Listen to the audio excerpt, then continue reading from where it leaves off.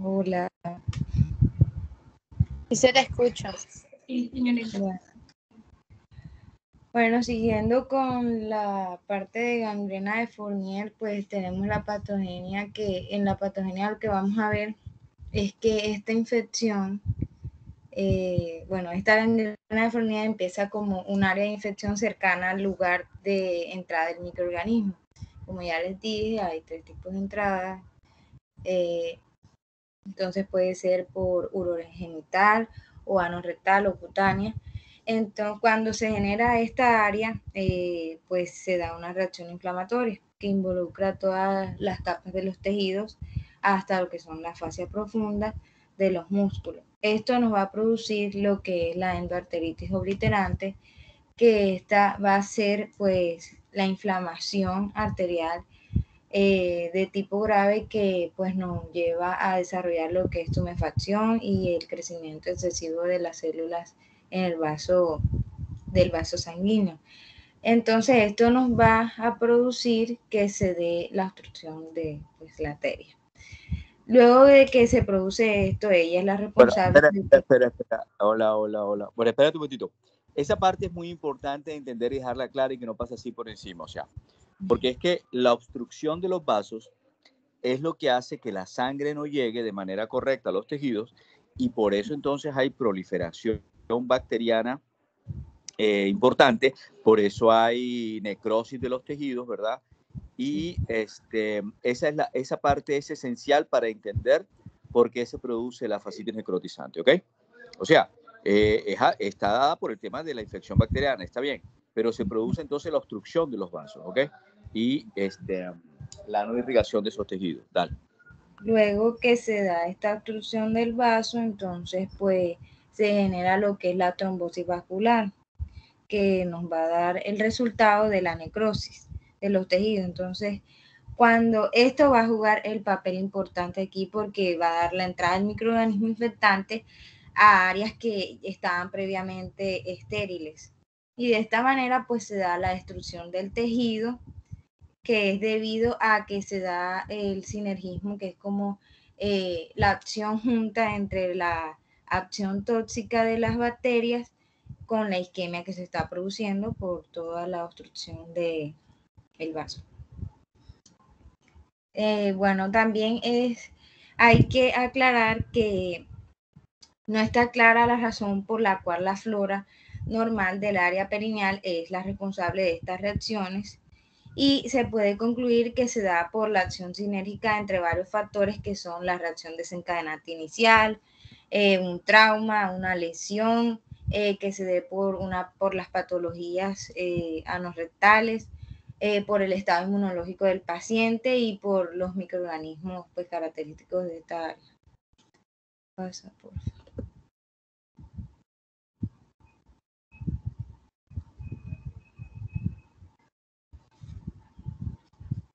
Bueno, en la presentación clínica, pues, cuando se presentan pues estos síntomas característicos, ya se encuentra un cuadro pues de rápido y progresivo. Se puede presentar lo que es el crépito, que es la piel esponjosa, el tacto y ruido y sensación crujiente del área afectada.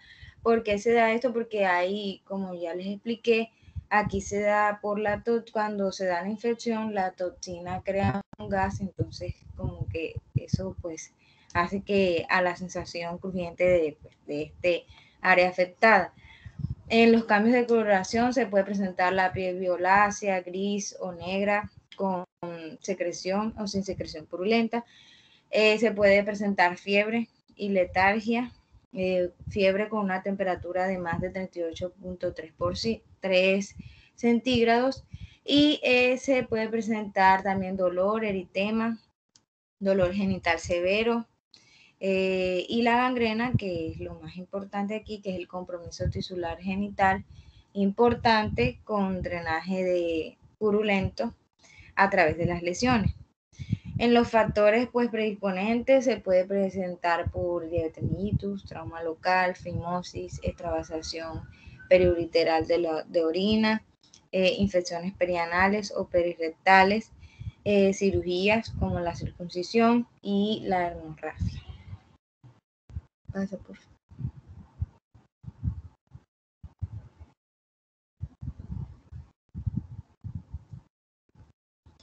Bueno, para el diagnóstico, esto pues tiene un diagnóstico más que todo quirúrgico, pero pues hay un índice de severidad que nos ayuda a ver pues según los síntomas que esté presentando el paciente y pues los datos que nos den los exámenes, podamos ver si en qué severidad se encuentra la gangrena de Fournier. Entonces pues tenemos aquí las variables temperatura, frecuencia cardíaca, frecuencia respiratoria, sodio sérico, potasio sérico, creatinina sérica, el hematocrito, los leucocitos y el bicarbonato.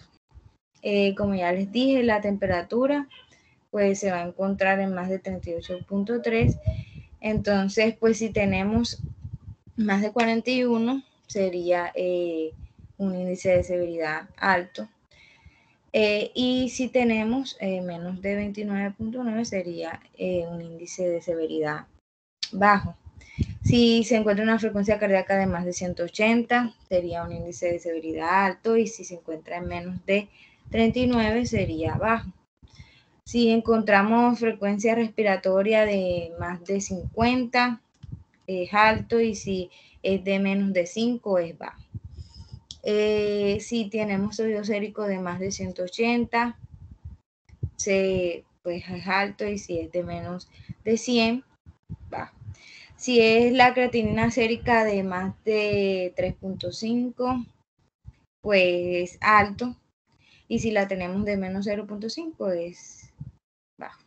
En el hematocrito vamos a tener de más de 60, alto, y de menos de 20, bajo. Y en los leucocitos, que son pues los característicos junto con el sodio, vamos a tener, si tiene alto, más de 40, y si es de menos de 1, es bajo. Y el bicarbonato con más de 52 es alto, y menos de 15 es bajo. Bueno, para los estudios imagenológicos que se pueden utilizar, se utiliza la radiografía de abdomen simple, pero no tiene pues mucha precisión, porque esta pues nos ayuda ya en fases tardías, pero nos puede demostrar lo que es el gas característico de esta lesión. En la ecografía es útil porque nos ayuda a ver el gas, el líquido que se encuentre en los tejidos blandos. Podemos ver la presión directa sobre el tejido, que puede no ser tolerada por el paciente, y también pues podemos realizar un Doppler en el área genital. El TAC pues nos ayuda a detectar no solo pequeñas cantidades de gas, sino pues evidencias de las colecciones líquidas que se encuentran ahí.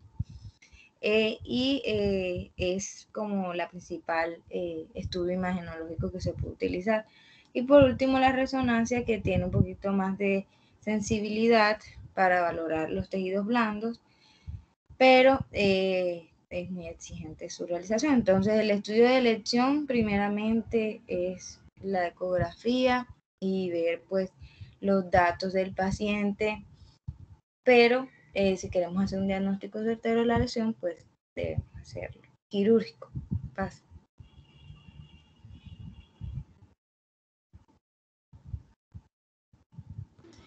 Bueno, por último tenemos lo que es el tratamiento. El tratamiento pues definitivo es lo que es la cirugía, que se hace bajo anestesia general. Se hace una incisión en lo que es el área correspondiente donde se encuentre pues esta lesión. Si es encontrado pues de tejido necrótico y purulento, se hace lo que es el debridamiento y drenaje. Y aquí vamos a tomar la misma forma quirúrgica, que es resecar o debridar hasta que encontremos tejido sano. Entonces, debemos aquí, lo que se hace es que ¿cómo les explico? O sea, cada vez que hagamos un primer procedimiento, debemos hacer el segundo procedimiento para poder estar retirando el tejido necrótico que tenga el paciente. ¿Y cuánto tiempo vamos a esperar? Entre 36 y 48 horas para poder realizar el siguiente.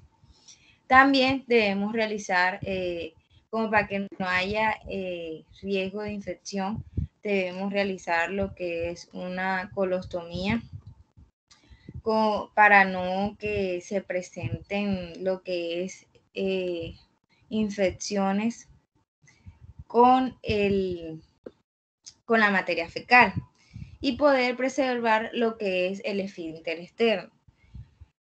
También debemos realizar lo que es lo que es el catéter suprapúbico, que podemos instaurarlo si el origen de la gangrena es urológico. Y también se puede realizar lo que es la cistostomía y la orquidiectomía. Si pues presentamos lo que es gangrena en los testículos, se puede retirar pues, por medio de la orquidiectomía. Para el tratamiento con antibióticos, pues primero debemos hacer la restauración hemodinámica del paciente, porque el paciente pues tiene una toxicidad por la hipoperfusión que se debe, y por eso debemos llevarlo a que se restaure la perfusión normal. Y de esta manera podemos evitar el daño que se está generando por los radicales libres. Y por último, se utiliza pues el tratamiento empírico con antibióticos como pueden ser las penicilinas con inhibidores de la beta-lactamasa, se puede utilizar carbapenémicos o la combinación de antibióticos como penicilina, clindamicina o también penicilina, clindamicina o metronidazol y aminoglucosina.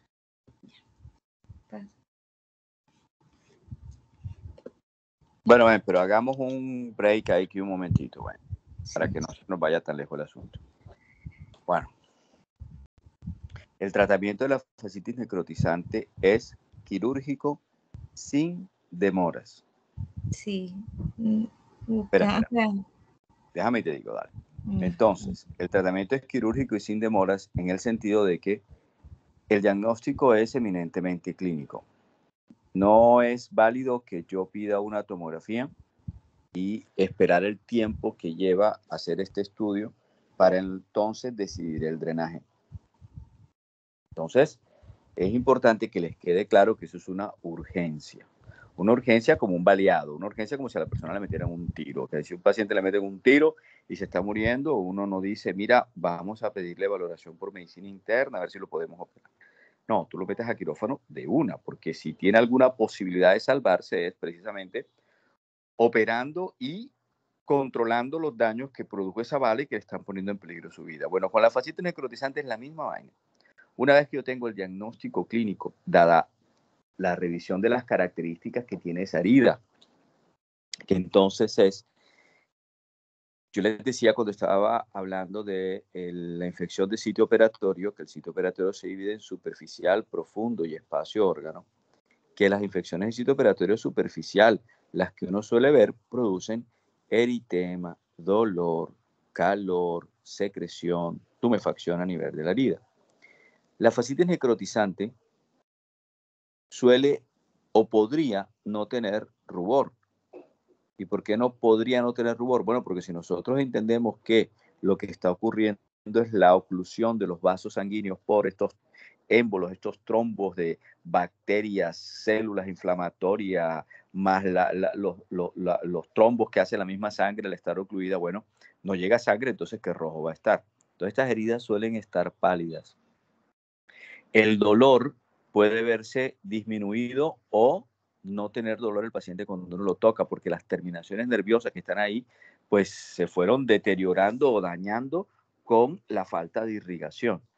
La secreción suele ser una secreción de un color como gris, ocre, ¿verdad?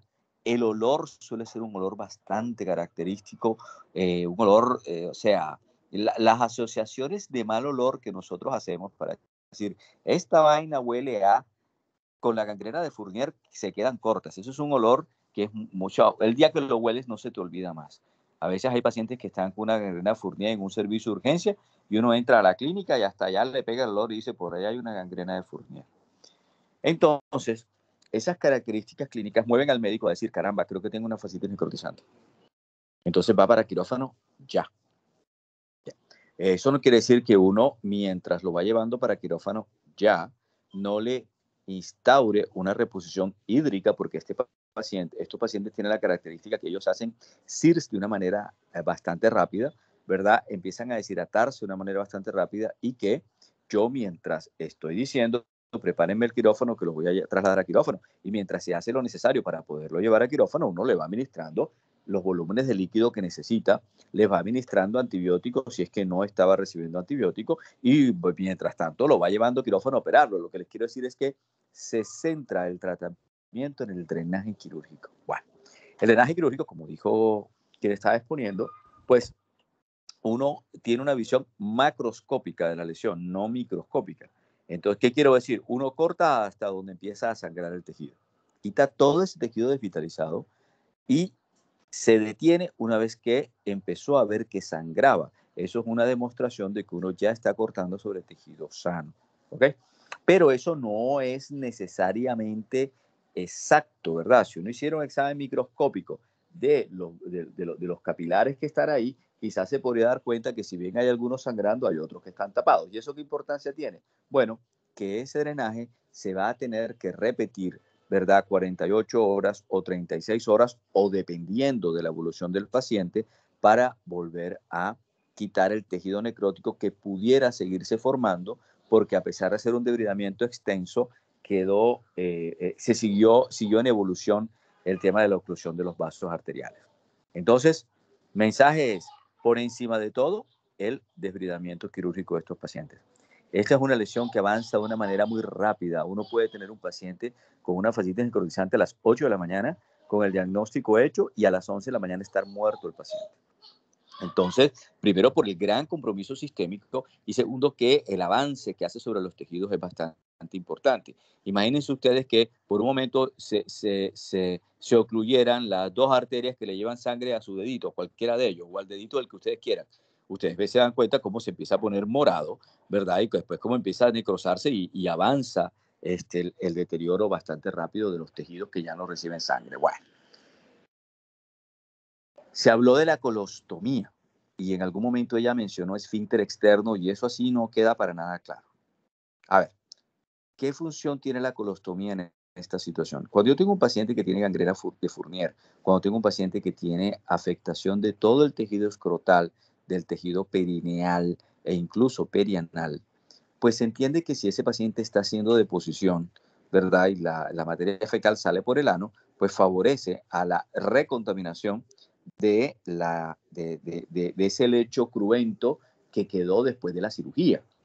Entonces, que la confección de una colostomía haría que el paciente, pues, al no haber materia fecal saliendo por el ano, pues entonces ayudaría a que no se infectara.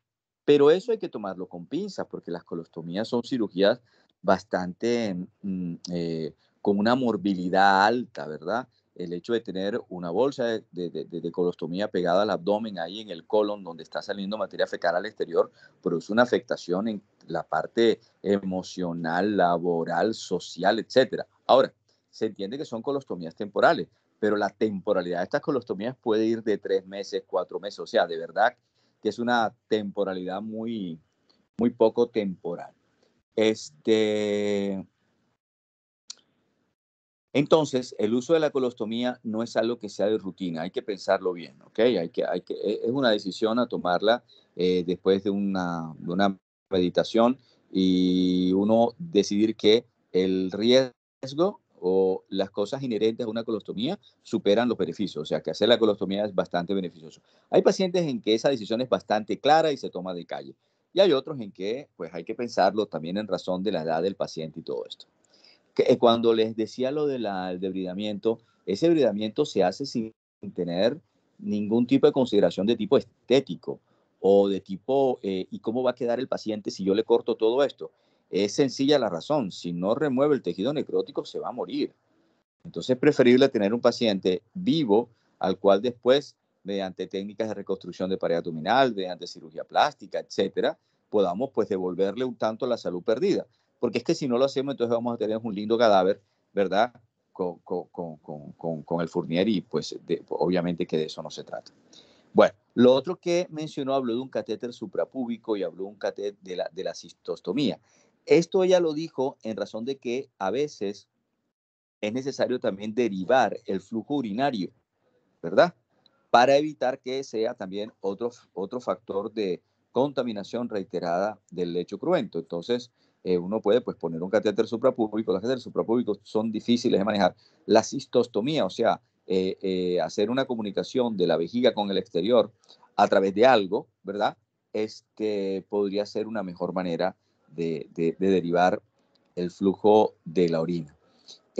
Habló de la orquiectomía, o sea, la orquiectomía es la extirpación de los testículos. Bueno, esto es un tema, se entiende, muy complicado, porque el tema de los testículos no solamente es la producción de espermatozoides. Y digamos que, bueno, eso, si no es el tema de la producción de testosterona. Entonces, cuando nosotros castramos a un paciente, ¿verdad? Le estamos quitando su producción de testosterona con todo lo que ello implica. Seguramente habrá que darle suplemento externo, medicado de la hormona. Sí, pero es que no es lo mismo. Entonces, ese tema de la orquiectomía, pues no es así tan a la ligera, pero es que hay algo que es muy importante y es que la irrigación de los testículos no es la misma que la irrigación de la bolsa escrotal y de las túnicas que envuelven el cordón inguinal. Entonces uno empieza a ver de las túnicas de las paredes del escroto. Entonces, uno lo que suele ver en estos pacientes es que el escroto está totalmente destruido, que uno lo quita totalmente y que los testículos quedan fuera, ¿verdad? A la vista, expuestos, pero quedan vitales. Uno los ve rojitos. Creo que por ahí había en una diapositiva, una foto donde estaba justamente eso, los testículos expuestos y vitales. ¿Qué sucede? Que cuando se hace la resección del escroto y empieza después de controlar el proceso infeccioso, un proceso de granulación, a veces uno ve cómo este proceso de granulación empieza a cubrir los testículos. Cuando nada de esto ocurre, entonces los testículos se quitan, pero se tratan de hacer una inserción de estos testículos a nivel de la cara interna del muslo. Ahí ocurre un fenómeno de neovascularización y el testículo podría tener el aporte de sangre que necesita para seguir vivo él o alguna parte, y también la producción de hormonas que entonces el paciente no se viera privado de ellas. Son cosas que quería, bueno, como aclararles o especificarles con el tema. Bueno, ahora sí sigue con el tema de los antibióticos.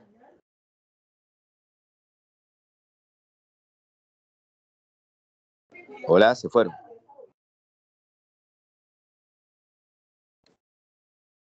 Hola, doctor.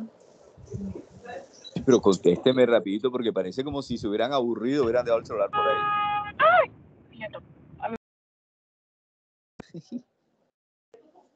¿Qué te pasó, Vanessa? Bueno, bueno, sigamos. Bueno, pero porque yo lo que había dicho los antibióticos que se podía utilizar lo que era las penicilinas con los inhibidores de la beta-lactamasa, los carbapenémicos.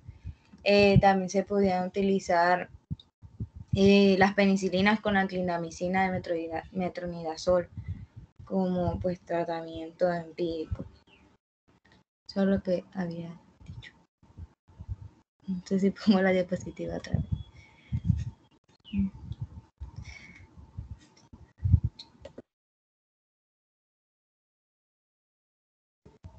¿Sí me escucho? Sí, te escucho.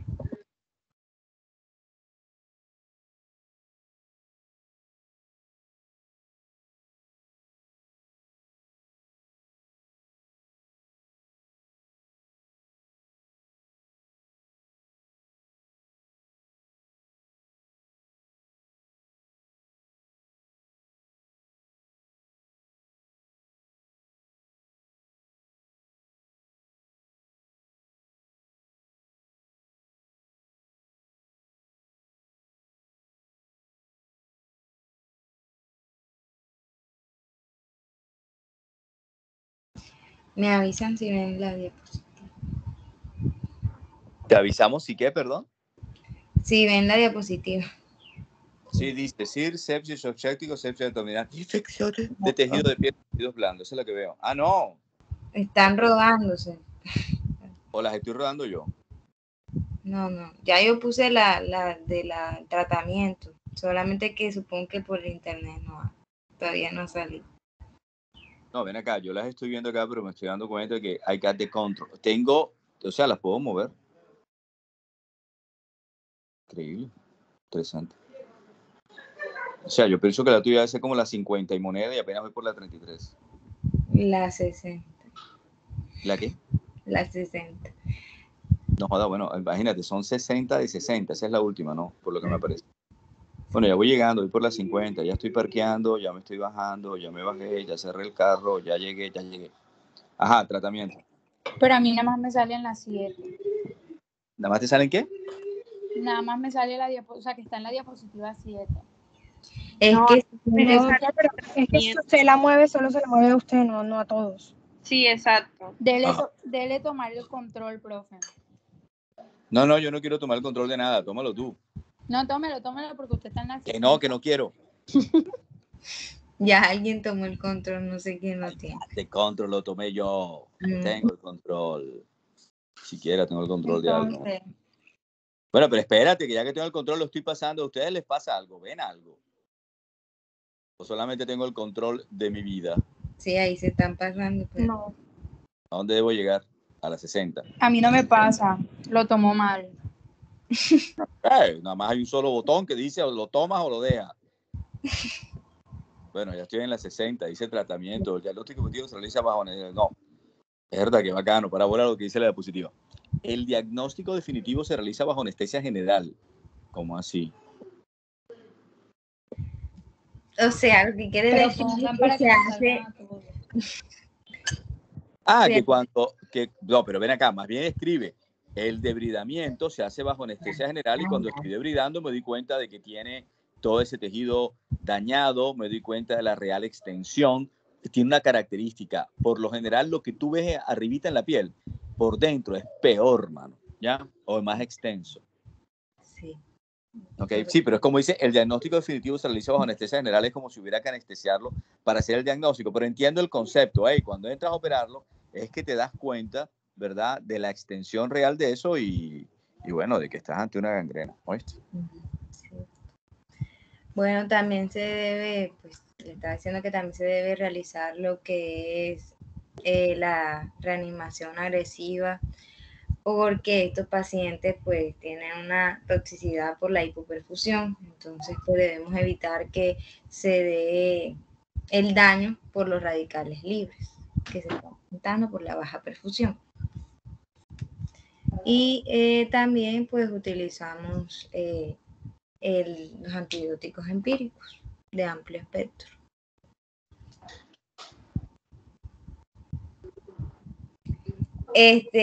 Lo que ya les había dicho antes con respecto a las infecciones, que también esto se puede dar por hongos, entonces también debemos hacer la prueba del COH.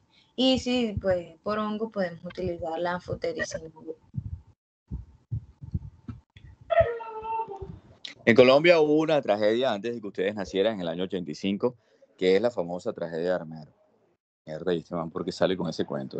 Bueno, porque en la tragedia de Armero, se empezaron a ver muchos pacientes con fascitis necrotizante.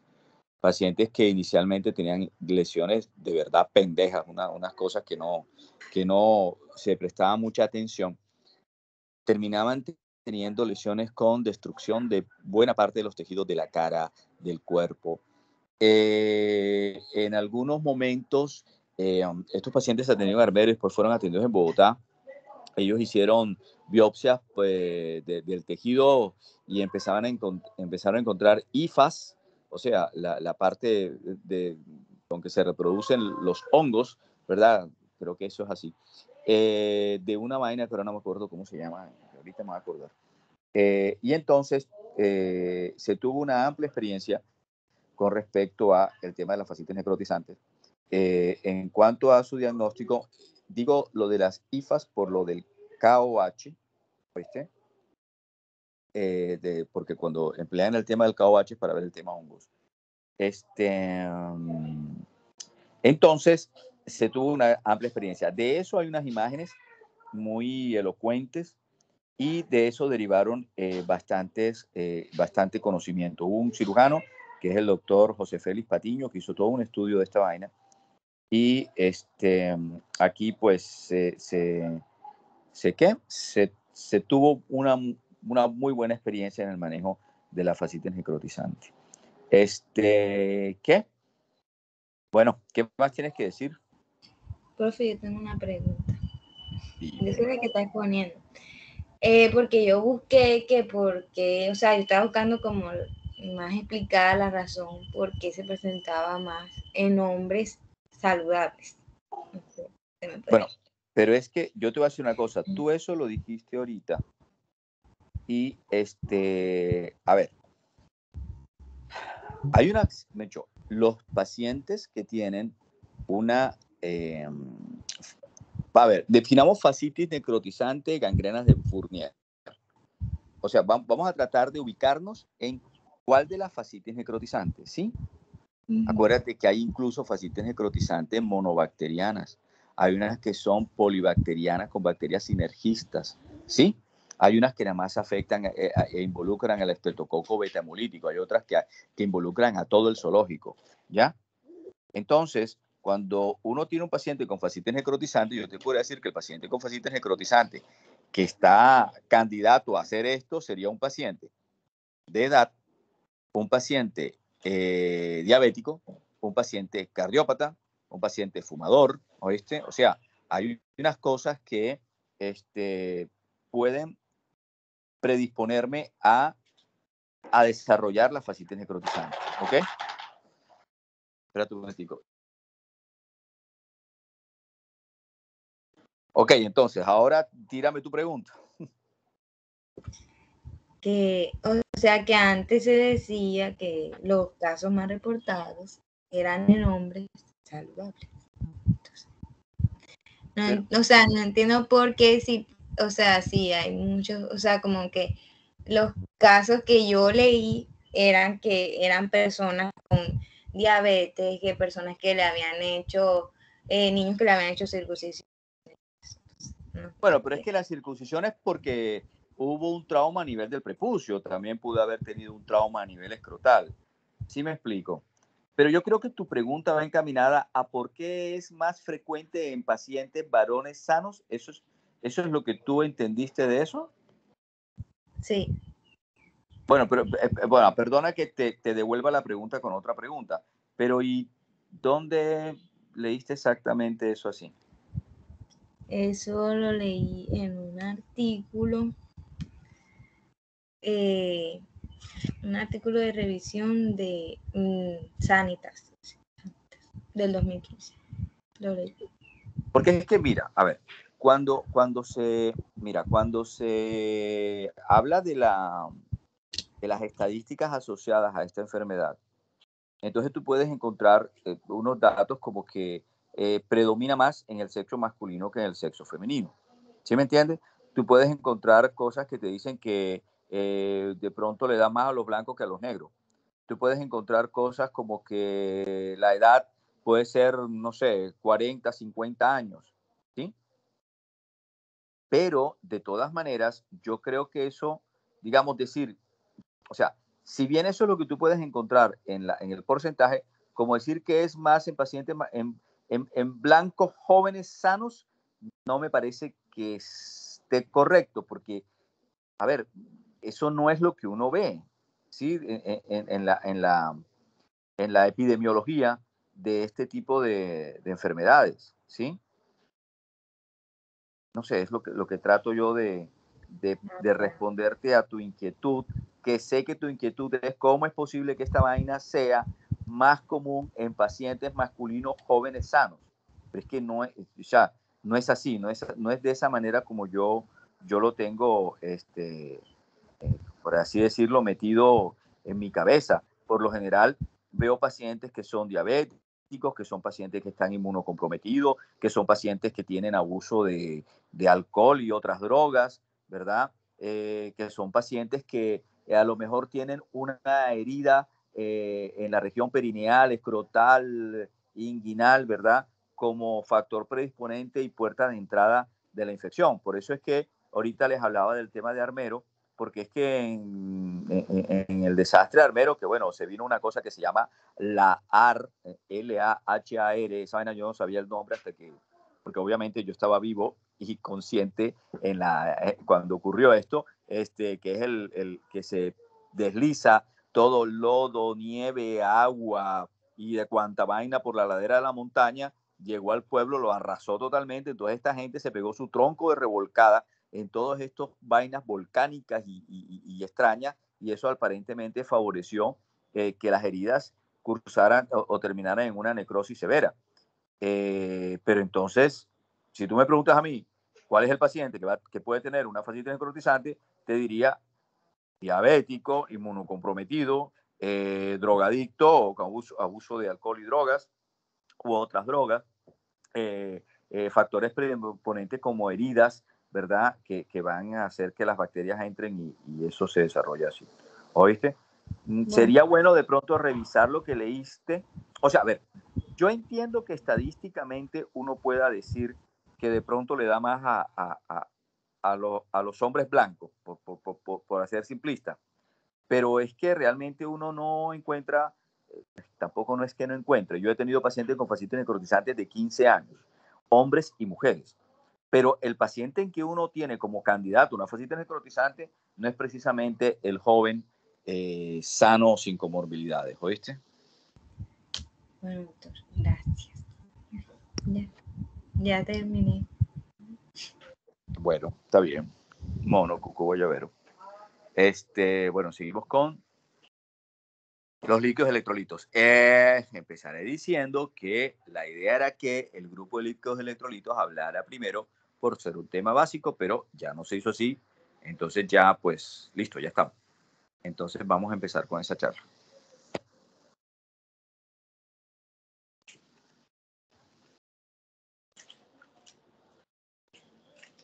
Hola.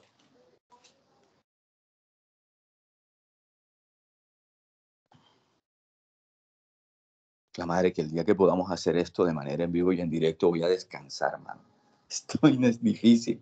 Uno habla y uno no sabe si es que tenía el micrófono cerrado, si es que se quedó sin señal, si es que se cayó el internet, si es que uno lleva media hora hablando y no lo escuchó nadie. O sea, tenaz.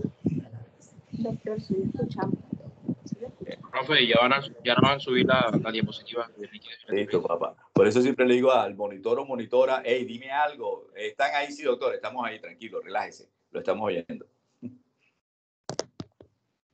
Ya ven las diapositivas. Yep, sí. Sí, sí se ven.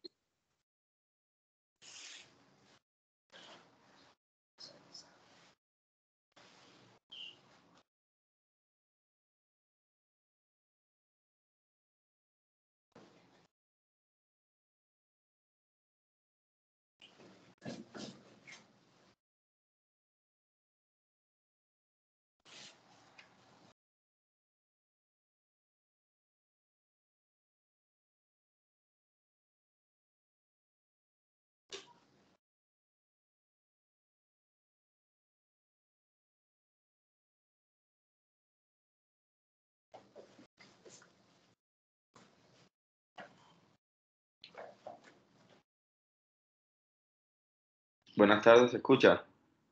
Sí, te escucho. Bueno, listo. Buenas tardes. Nuestro grupo les va a hablar acerca de líquidos, electrolitos y reanimación hídrica por metas.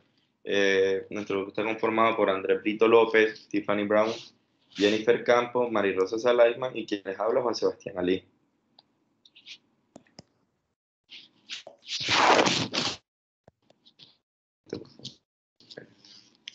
Bueno, en cuanto a quirúrgico. Esto debido a que observamos cambios en lo que viene siendo el volumen de líquidos y en la composición de los electrolitos en el periodo tanto preoperatorio, durante la intervención y después de esta. Es de bastante importancia siempre llevar control de de estos volúmenes y a su vez de los electrolitos. Y también como tal a una respuesta temprana y correcta ante un traumatismo o ante una sepsis. Siguiente.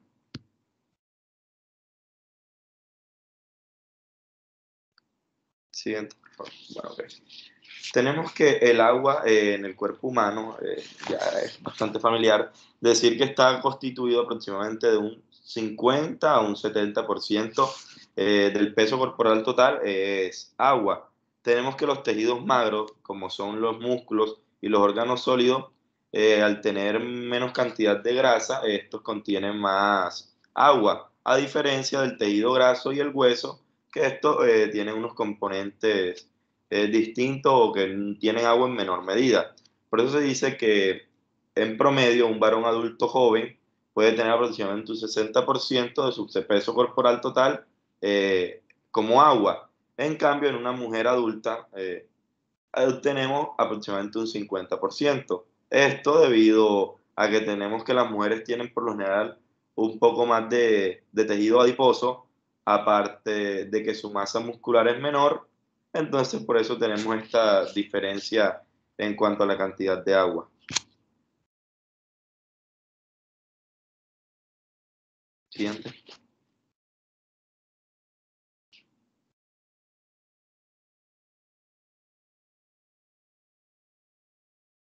Ok.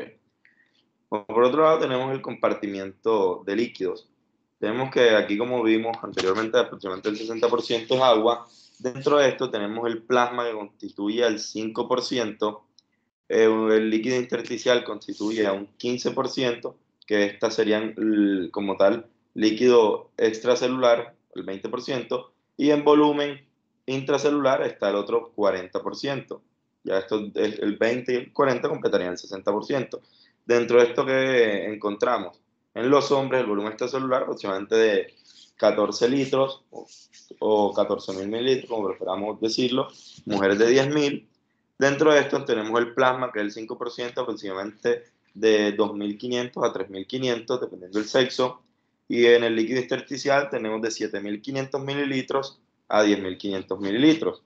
Y el volumen intracelular tenemos un total que puede puede variar desde los 20.000 mililitros a los 28.000 mililitros. Esto dándonos un total de entre 30.000 y 42.000 mililitros. Siguiente. Bueno, antes de decir esto, también cabe resaltar que en los pacientes obesos suele disminuir entre un 10 a un 20% el porcentaje de agua corporal total debido a la cantidad de tejido adiposo que estos tienen. Igualmente que en los pacientes desnutridos también suele disminuir aproximadamente un 10% de porcentaje de agua corporal total. Recordemos que en la presión osmótica la actividad de los electrolitos depende del número de partículas por unidad de volumen, que serían los milimoles por litro. Depende también del número de cargas eléctricas por unidad de volumen, que sean los miliequivalentes por litro, y a su vez del número de iones con actividad osmótica por unidad de volumen, que serán los miliosmoles por litro. Luego aquí se hablará la ecuación. Tenemos que por lo tanto, estos iones, cuando son univalentes, como el sodio, un miliequivalente de sodio es igual a un milimol. Y en los iones divalentes, por ejemplo, en el caso del magnesio, un milimol de magnesio equivaldría a 2 miliequivalentes. El número de miliequivalentes de cationes debe equilibrarse con la misma cantidad de miliequivalentes de aniones. Esto está más adelante en una tabla. Siguiente. Bueno, aquí tenemos, por ejemplo, en el plasma aproximadamente la concentración de 154 miliequivalentes por litro de cationes y siempre se debe igualar con los aniones. Encontramos que en el caso de los cationes en el plasma encontramos el sodio, está en 142 miliequivalentes por litro. Encontramos el calcio, el potasio y el magnesio. Y esto siempre debe equilibrarse. En el caso de que haya un desequilibrio, pues existe lo que vendría siendo la ósmosis, la presión osmótica, pues lo que haría es, el agua se atraería hacia el espacio de mayor concentración y así se equilibrarían el balance de menor concentración. O tenemos que el desplazamiento del agua a través de una membrana celular, esta depende sobre todo por lo que vendría siendo la ósmosis. Y para alcanzar el equilibrio osmótico, el agua se mueve a través de una membrana semipermeable para igualar la concentración en ambos lados. Este movimiento se determina por la concentración de los solutos a ambos lados de la membrana. Tenemos que los determinantes de la osmolalidad son las concentraciones de sodio, glucosa y la urea, o BUN, que es el nitrógeno ureico sanguíneo. Aquí tenemos la fórmula, que la osmolalidad sérica calculada es igual a dos cationes de sodio más el nivel de glucosa dividido entre 18 más el nitrógeno ureico dividido entre 2.8. Siguiente.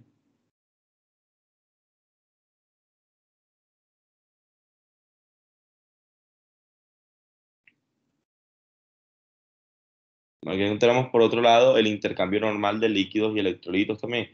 Y tenemos el intercambio de agua en una persona, un varón de 60-80 kilogramos. Esto es el promedio de cuánto las ganancias de agua y las pérdidas de agua diarias. Tenemos que entrar las ganancias de agua sensibles, que son las que podemos sentir o percibir, como los líquidos orales, o bien sea por alimentos sólidos durante las comidas. Tenemos que en los líquidos orales aproximadamente de 800 a 1500 mililitros diarios y en alimentos sólidos de 500 a 700 mililitros. Y en los insensibles está el agua de oxidación, aproximadamente unos 250 mililitros diarios. En la pérdida de agua encontramos la pérdida de agua sensible, como habíamos dicho, la que podemos sentir. Está la orina, aproximadamente de unos 800 a 1500 mililitros diarios. En el intestino puede ser de 0 a 250 mililitros.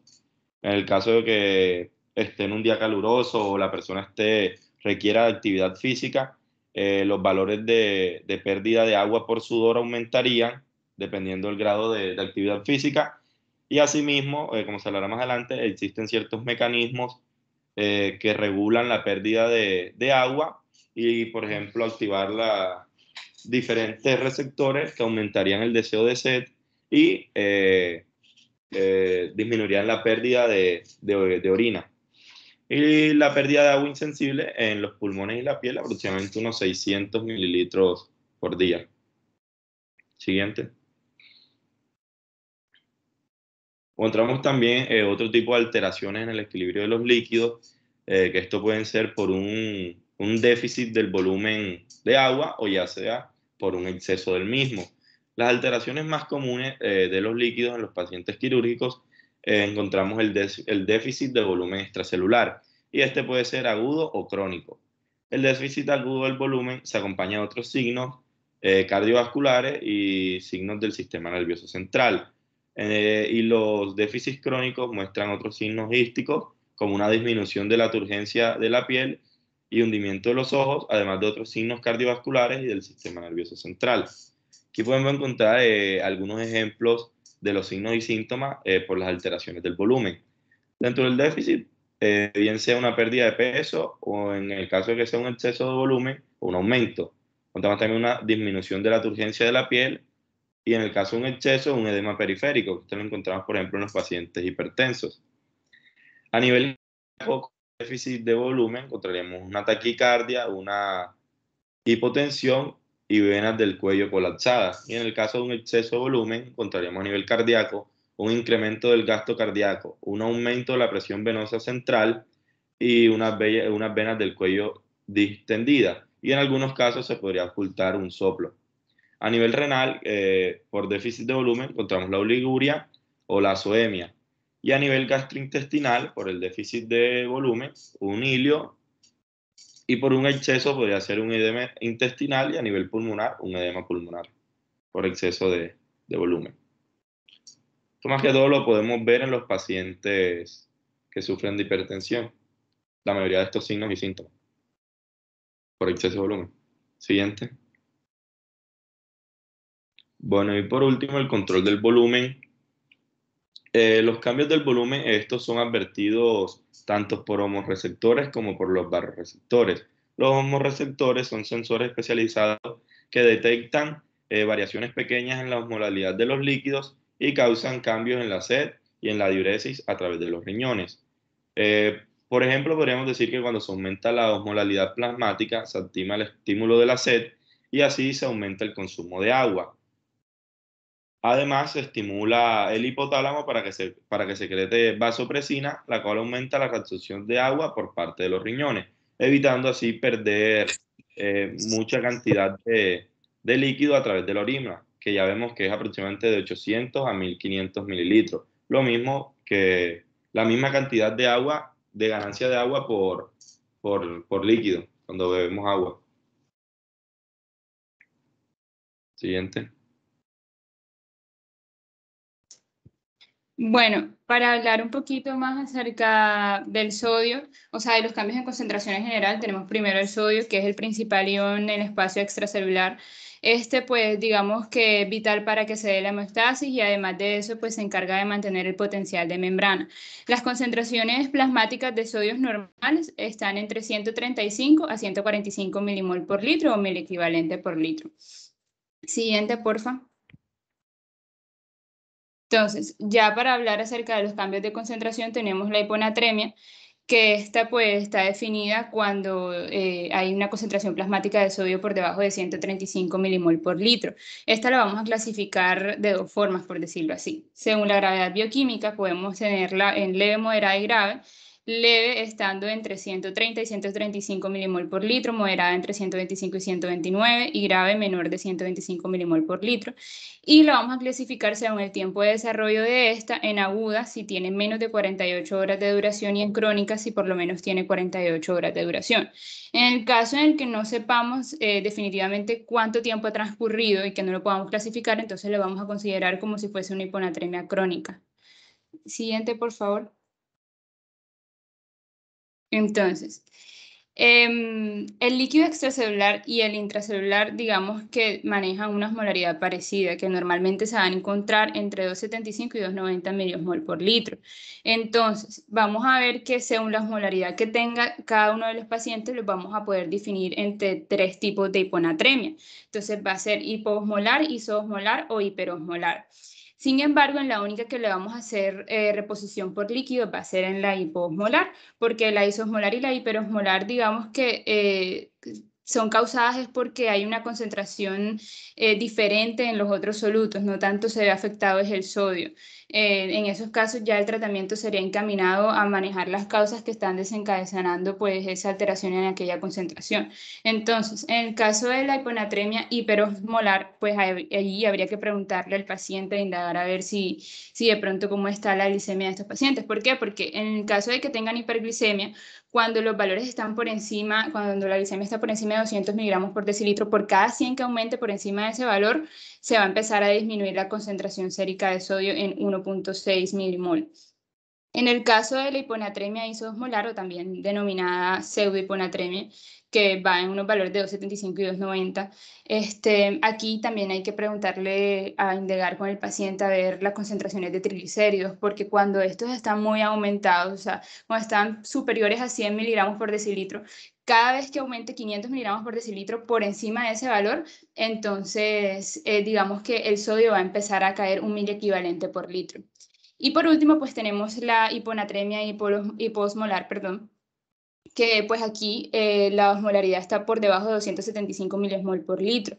Aquí ¿qué es lo que sucede? Que las concentraciones de sodio sí van a estar reducidas a diferencia de los otros dos tipos. Entonces, en este caso, pues el sodio, digamos que es inversamente proporcional al agua corporal total. Es decir, si hay anomalías en esa agua corporal total, también van a haber anomalías en la concentración de sodio sérico. Vamos a tener que ese también lo podemos clasificar dependiendo del volumen extracelular, que puede ser alto, puede ser normal o puede ser bajo, es decir, puede haber hipovolemia, euvolemia o hipervolemia. Entonces, en el caso de que haya hiponatremia hipervolémica, que pues este es el caso de la hiponatremia dilucional, que lo que sucede aquí es que puede haber un exceso de agua extracelular, entonces obviamente se acompaña de un estado de volumen extracelular bastante alto. Y eso se puede deber pues, a diferentes causas, como por lo menos el consumo excesivo de agua, que haya un exceso iatrogénico de administración intravenosa de agua libre. También inclusive en los pacientes que han sido operados, digamos que tienen mayor predisposición a secretar, ADH, y lo que hace eso es que haya mayor reabsorción de agua libre y entonces pues se expande ese volumen y causa la hiponatremia. Pero digamos que esto está autolimitado. Es decir, cuando ocurre esa hiponatremia y esa expansión del volumen, empieza a disminuir la ADH, entonces empieza como a resolverse esta hiponatremia que hay aquí. Ven acá, espera. Señor. Hola, un momentito. Bueno, dale.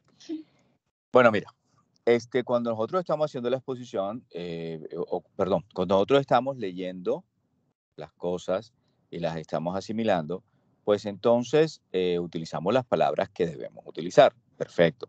Y tú cuando estás hablando, pues expresas esas palabras, pero a mí el temor es que las personas que te están oyendo, si te están comprendiendo o no.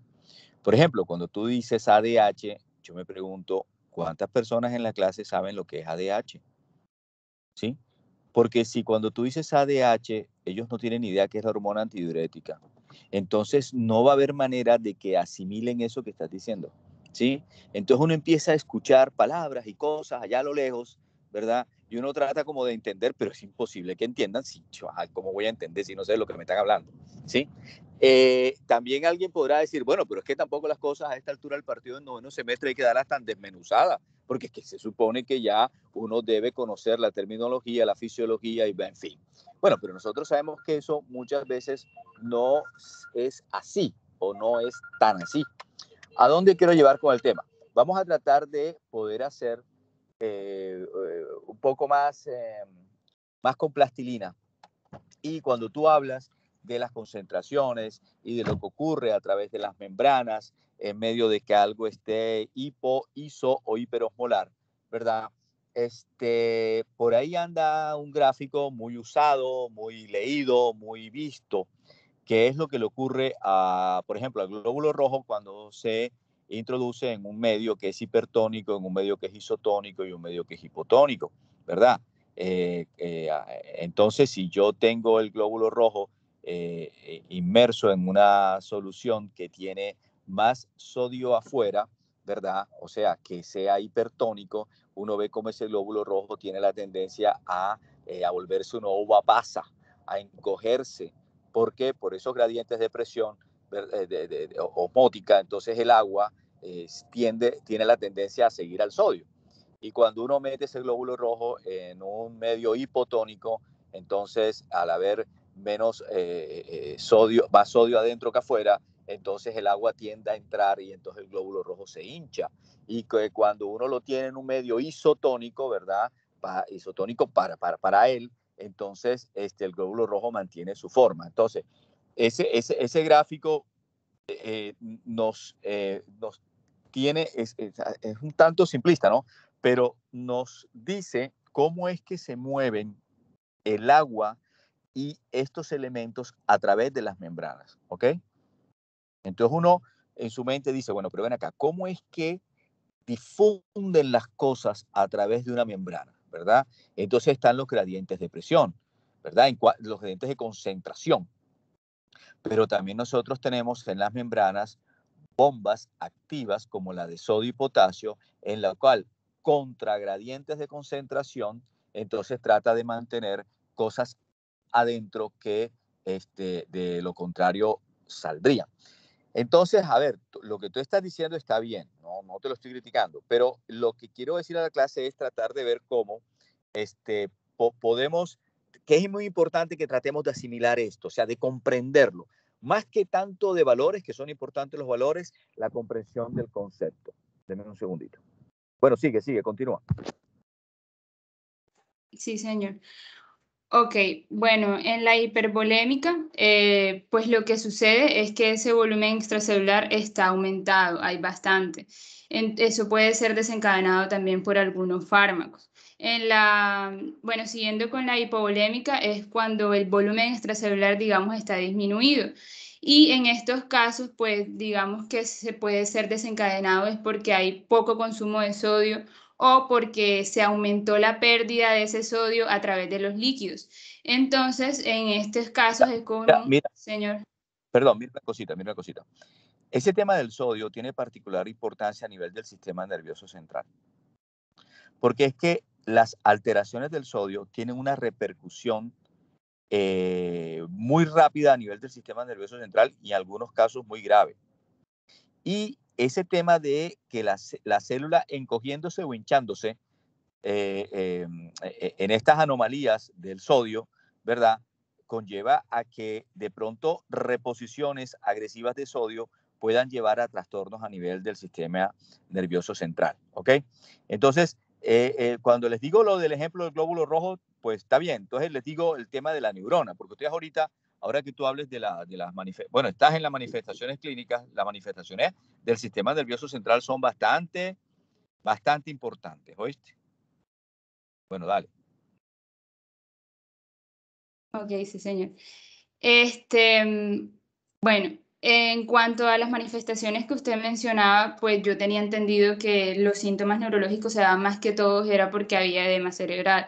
¿Qué sucedía? Que había movimiento de agua desde ese espacio extracelular hacia el interior de las neuronas, como era el ejemplo que usted mencionaba, el glóbulo rojo, y entonces eso hacía que se aumentara esa presión intracraneana, perdón, y entonces pues había edema, entonces ocurrían la sintomatología, pues toda la que tiene que ver con neurología.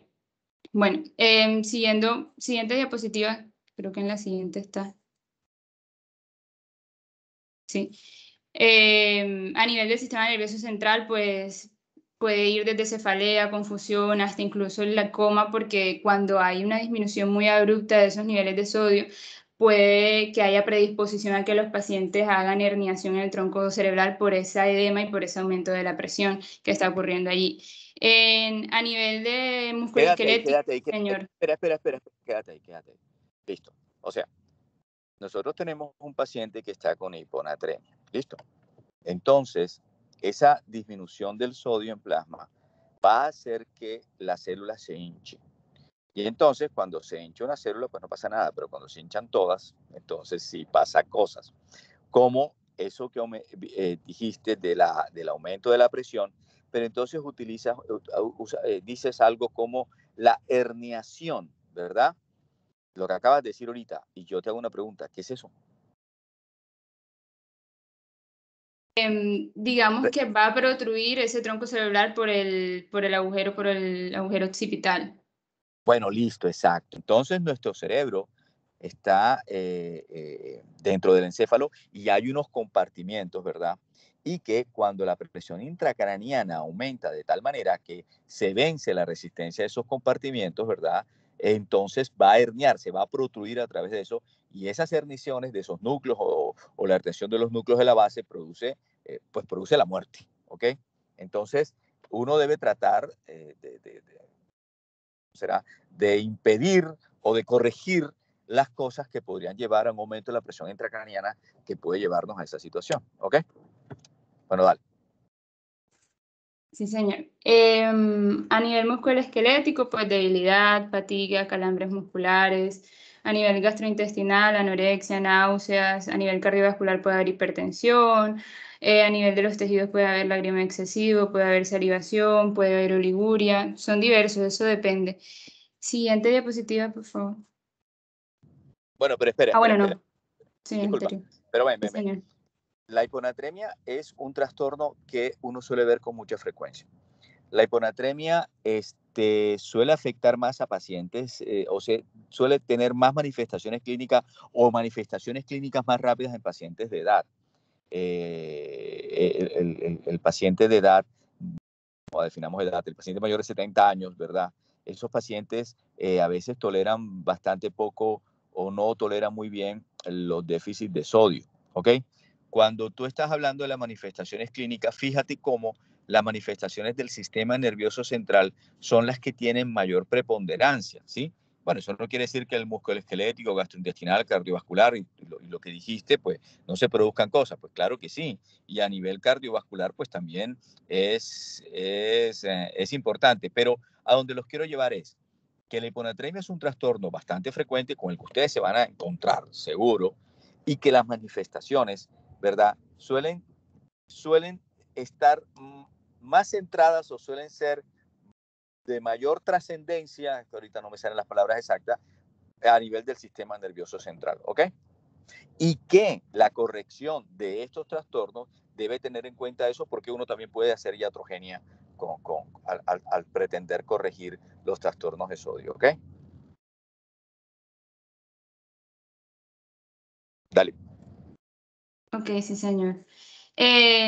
Bueno, hablando un poquito de cómo se corregiría eso. O sea, si estamos con un paciente que tiene un nivel de sodio sérico por debajo de 120, digamos que lo mejor sería manejarlo con una solución que sea hipertónica, especialmente si es un paciente que tiene eubulimia, es decir, que está, pues, o sea, está normal en relación. Pero si estamos hablando de una hiponatremia que es hipovolémica, aunque también se requieren que esas soluciones sean hipertónicas, primero necesitamos aumentar ese volumen. Y eso pues se va a hacer con soluciones isotónicas. Ahora, hay que buscar que cuando se esté haciendo la corrección, pues no se sobrepase por más de 10.000 equivalentes por día de sodio. Incluso hay bibliografías que hablan de 8.000 equivalentes por día. Obviamente, pues también hay que tener en cuenta el volumen que hablábamos anteriormente de líquido para poder elegir la concentración que se le va a suministrar a estos pacientes. Entonces, si es un paciente que requiere un gran volumen, entonces podríamos utilizar una solución salina normal al 0.9%.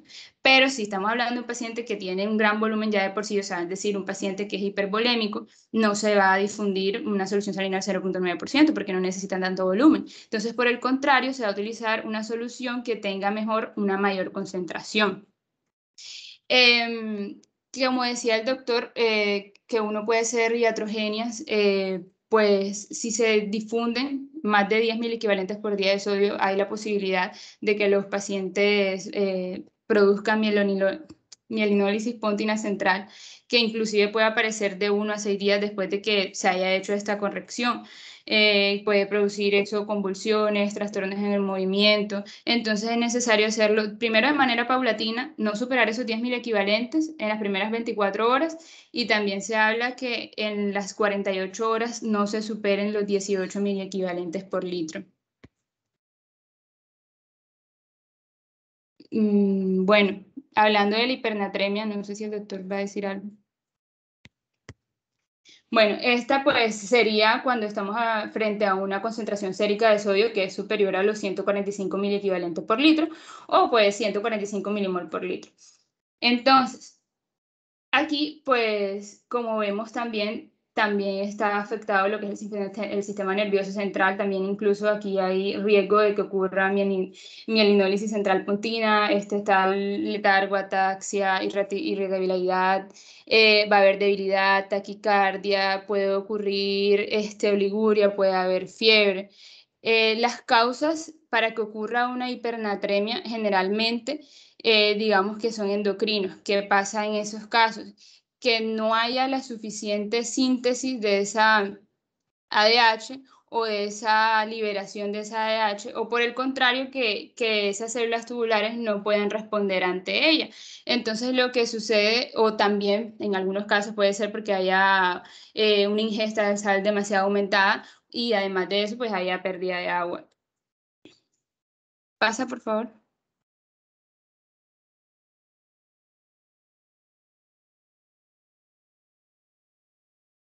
Siguiente, por... Ah, ok, ya.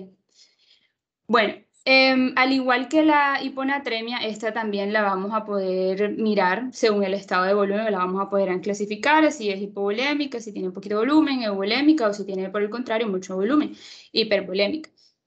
Entonces, en la hipernatremia que es hipovolémica, generalmente ocurre cuando los pacientes están deshidratados.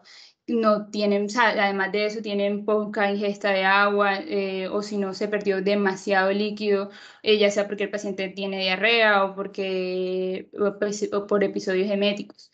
Entonces, En el caso de la hipernatremia normovolémica, generalmente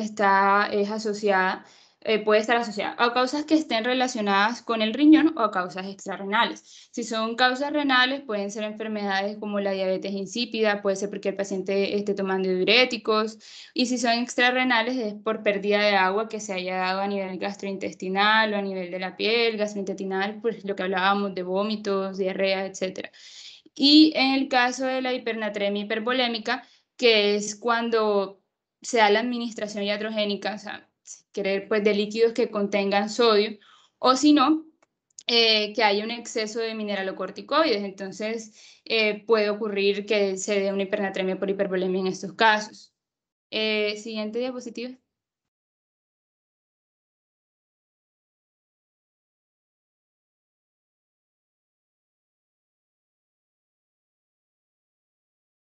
Bueno, en el caso de la hipernatremia, también es importante pues evaluar cuál es el volumen de los pacientes para poder así hacer la corrección, porque eso va a depender del estado del volumen, ¿no? Entonces, en los pacientes que tienen hipovolemia, digamos que inclusive puede ser suficiente que para poder corregir eso, simplemente con la administración de volumen de líquido que sea isotónico. Sin embargo, hay otros pacientes que realmente, pues, para el tratamiento no va a ser tan encaminado a eso, como es en el caso de los pacientes hipervolémicos, que inclusive aquí se puede utilizar diuréticos, pero hay que usarlos con bastante precaución. Además, pues en los pacientes que tienen hipernatremia de manera aguda, digamos que aquí pasa lo mismo. Esa corrección no puede ser rápida. Entonces, si estamos a una hipernatremia aguda, debe ser de 1 a 2 miliequivalentes por hora que se haga la corrección. Y si es crónica, pues hay que hacerlo mucho más lento, es decir, de 0.5 miliequivalentes por hora. Y pues lo ideal sería, al igual que la otra, que la corrección no se haga a una velocidad mayor a 8 miliequivalentes por litro, sino que se haga de manera paulatina. Siguiente. Bueno, en el caso del potasio, que como veíamos era el principal ion intracelular, como se lo decía mi compañero, las concentraciones séricas es de 4.5 milimol por litro. ¿Qué pasa aquí? Que como está mayormente es en el espacio intracelular, cualquier cambio pequeño que surja, pues va a presentar enfermedad en el paciente, incluso mortalidad de manera significativa.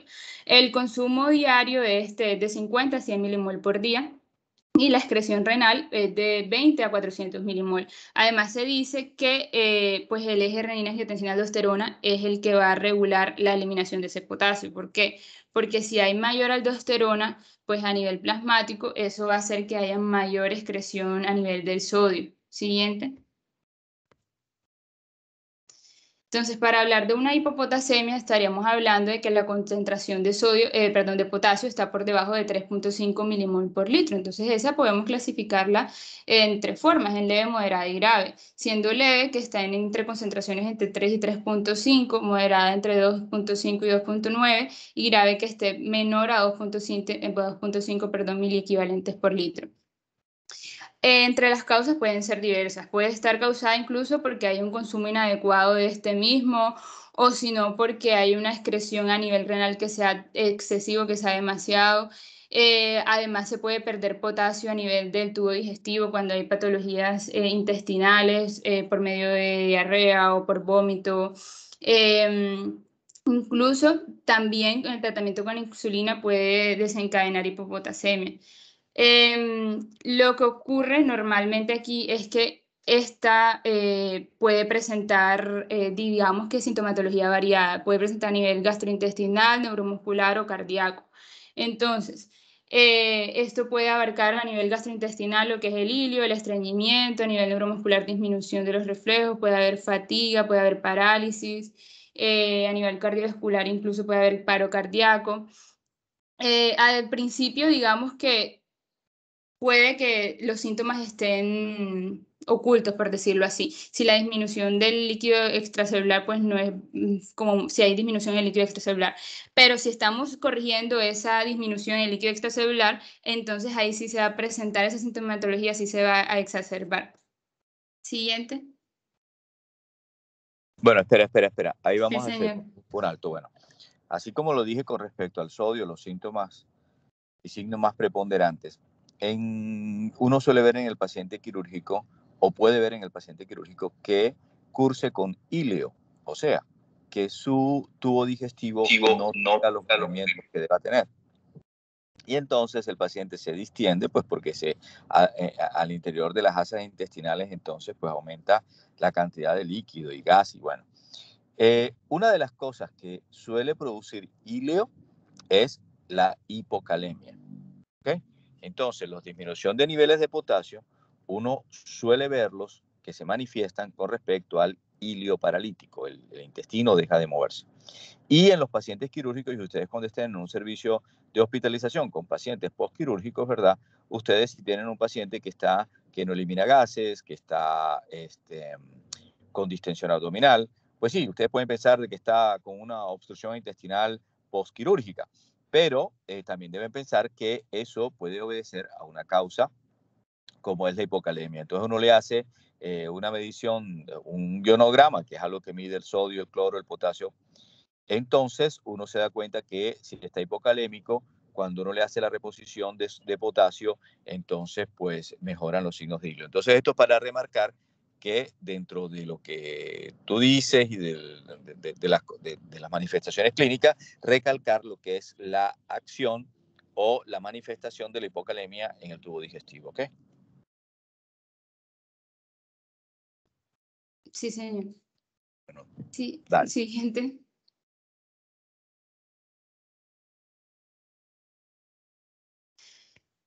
Bueno, en cuanto al tratamiento para la hipopotasemia, pues se requiere es reponer el potasio que se ha perdido o que falta. Entonces se puede lograr por vía oral o si no por vía intravenosa. En el caso de vía oral se va a utilizar el gluconato o el citrato, que generalmente pues es de 40 a 100 mil equivalentes por día, y por vía intravenosa se puede utilizar el fosfato de potasio. Siguiente. Bueno. En el caso de la hiperpotasemia, pues la vamos a definir con una concentración sérica plasmática mayor a 5.5 milimol por litro. Esta se puede incluso manifestar hasta un 10% de las personas que se encuentren hospitalizadas. Y la causa primaria más frecuente es la disminución en la excreción renal del potasio. Se dice que las causas más frecuentes, las principales, son la enfermedad renal crónica ya en estadios avanzados o si no la insuficiencia renal aguda. Entonces la vamos a clasificar en leve, moderada y grave. Leve si está en un rango entre 5.5 y 6.000 equivalentes por litro, moderada si está entre 6.1 y 6.9 mil equivalentes por litro, y grave si está mayor a 7.000 equivalentes por litro. Esta pues puede darse por diversas causas. Siguiente, por favor. Entonces, puede ser por el incremento en el consumo de ese potasio, ya sea porque ha incrementado por algunos complementos por vía oral o si no por vía intravenoso. También se puede dar por las transfusiones sanguíneas o por el incremento en la liberación, que ahí hablan pues acerca del mannitol, que lo que hace es que aumenta la concentración sérica del potasio y hace que se desplace ese potasio del líquido, se desplace hacia el líquido, hacia el espacio extracelular, ¿no? Digamos que la principal problema clínico que presentan acá es la arritmia cardíaca, que inclusive puede llegar a ser mortal. Entonces, cuando se le hace un electrocardiograma a estos pacientes, pueden presentar ondas T que son bastante picudas. Y también aquí hablaban de las manifestaciones clínicas, pues a nivel gastrointestinal, náuseas, vómitos, cólicos, diarrea, a nivel neuromuscular, como debilidad, parálisis, insuficiencia respiratoria, y a nivel cardiovascular que hablábamos de las arritmias y hasta paro cardíaco. Siguiente. Ok, sí, una de las cosas peligrosas de una hipercalemia es eso, o sea, tiene una repercusión cardiovascular a nivel cardíaco. Uno ve en los electrocardiogramas que ahí la onda T se hace más picuda y puede inducir alteraciones del ritmo cardíaco bastante graves. Dale. Sí, señor. Bueno, para nivel de tratamiento se puede utilizar también el calcio, que lo que hace es como o sea, combatir ese riesgo de arritmia que estaba presentándose por esa hiperpotasemia. Entonces se le puede administrar el calcio intravenoso, como dice ahí, que la dosis recomendada es de 10 mililitros de gluconato de calcio al 10%. También se le puede administrar a los pacientes infusiones de glucosa o de insulina, que lo que hacen es que aumentan la actividad de la bomba sodio-potasio TPasa para que se disminuya la concentración a nivel extracelular de ese potasio. Y pues también se hablaban acerca de que en los pacientes que tienen insuficiencia renal aguda, el tratamiento como que más indicado era la hemodiálisis para poder controlar esa hiperpotasemia. Pero también habían otros tratamientos como métodos de filtración crónica, solamente que estos, digamos que no eran tan eficaces como la hemodiálisis. Aquí hablan acerca de la eliminación de potasio por medio de las resinas. ¿Qué sucede con las resinas? Que ellas lo que van a hacer es que van a intercambiar los cationes y entonces van a ligar el potasio que se encuentra en la luz intestinal y van a hacer que se excrete moco con muchas y grandes cantidades de potasio. Siguiente. Sí, en términos generales, en la insuficiencia renal, los niveles de potasio marcan la necesidad de diálisis y la manera más expedita de barrer ese potasio es dializando al paciente. Ok, bueno, con el calcio, como pues ya nosotros sabemos, la mayor parte del calcio en nuestro cuerpo se va a encontrar a nivel de los huesos. Solamente un 1%, inclusive menos del 1%, es el que se encuentra en ese líquido extracelular. Entonces el calcio lo vamos a encontrar, digamos, en tres formas distintas. Unidas a proteínas, que puede ser hasta un 40%, unido a fosfato, que puede ser hasta 10%, e ionizado, que puede ser hasta un 50%. Ese ionizado, ese calcio ionizado es el que podemos, digamos, valorar directamente. Entonces, las concentraciones de calcio, perdón, van a ser de 8.5 a 10.5 miligramos por decilitro y el consumo diario va a ser de 3 gramos por día. Digamos que la mayor parte de la concentración de calcio la vamos a excretar por vía intestinal y una muy pequeña a nivel pues, de excreción urinaria. Entonces, hablábamos que el hueso era el que contenía como que la reserva más grande de calcio. Entonces, ¿qué sucede? Que hay receptores que se encontraban o que se encuentran pues en las células paratiroideas que tenemos a nivel de las tiroides. Hay 4 células paratiroideas y esas se van a encargar de liberar PTH, que es la paratormona. Entonces, esa paratormona, cuando ella empieza a sensar que hay disminución de esos niveles de calcio a nivel extracelular, entonces va a empezar como a activar, por decirlo de alguna forma, los osteoclastos que se encuentran en el hueso para que éstas empiecen a liberar el calcio que se encuentra en ese hueso. Entonces, digamos que la paratormona o la PTH lo que hace es que además de estimular que haya liberación de calcio por medio del hueso, también hace que se reabsorba ese calcio que está pasando filtrado por el riñón y junto con la vitamina D, como aparece ahí en la figurita, pues el metabolito activo de la vitamina D, lo que hace es que se reabsorba mayor cantidad de calcio a nivel intestinal. Pero por otra parte tenemos a la calcitonina, que digamos que hace lo opuesto a lo que hace la paratormona. Entonces, cuando está la calcitonina, que la libera pues la glándula tiroidea, empieza a mover ese calcio hacia la matriz ósea, por decirlo así más un poquito. Siguiente diapositiva. Bueno. En el caso de la hipocalcemia la vamos a definir por niveles por debajo de 8.4 miligramos por decilitro y si estamos hablando de calcio ionizado específicamente, entonces que sea menor de 4.5 miligramos por decilitro. Digamos que esta se debe a que hay una pérdida de calcio en la circulación o sino que no está entrando suficiente calcio a esa circulación. Entonces, en cualquiera que sea pues, el caso, pues puede llegar a poner pues, en peligro, la vida del paciente. En el caso de estos pacientes pueden presentar parestesias, pueden presentar espasmos musculares, pueden presentar inclusive convulsiones. A medida de que estos niveles de calcio sérico van disminuyendo, los pacientes pueden llegar a presentar entumecimiento, inclusive pueden presentar entumecimiento también en las regiones distales de las extremidades, en los dedos de las manos, en los dedos de los pies, etc. Entonces, digamos que la causa más frecuente de la hipocalcemia es que haya un hipoparatiroidismo. Entonces, hipoparatiroidismo, cuando hayan alguna intervención quirúrgica, esto puede desencadenarlo. O si no, también en los pacientes que se hacen tiroidectomía total, también pueden tener el riesgo de presentar la hipocalcemia, pero es un porcentaje bastante bajito, de 1 a 2%. Digamos que no es posible, a diferencia de con los otros que veíamos, que se presenta la hipocalcemia solamente porque haya una disminución en el consumo de calcio, como si pasaba en las otras. ¿Por qué? Porque lo que hablábamos de la resorción ósea, que él va a compensar por periodos prolongados esas concentraciones que se encuentran disminuidas. Entonces, en cuanto al tratamiento, pues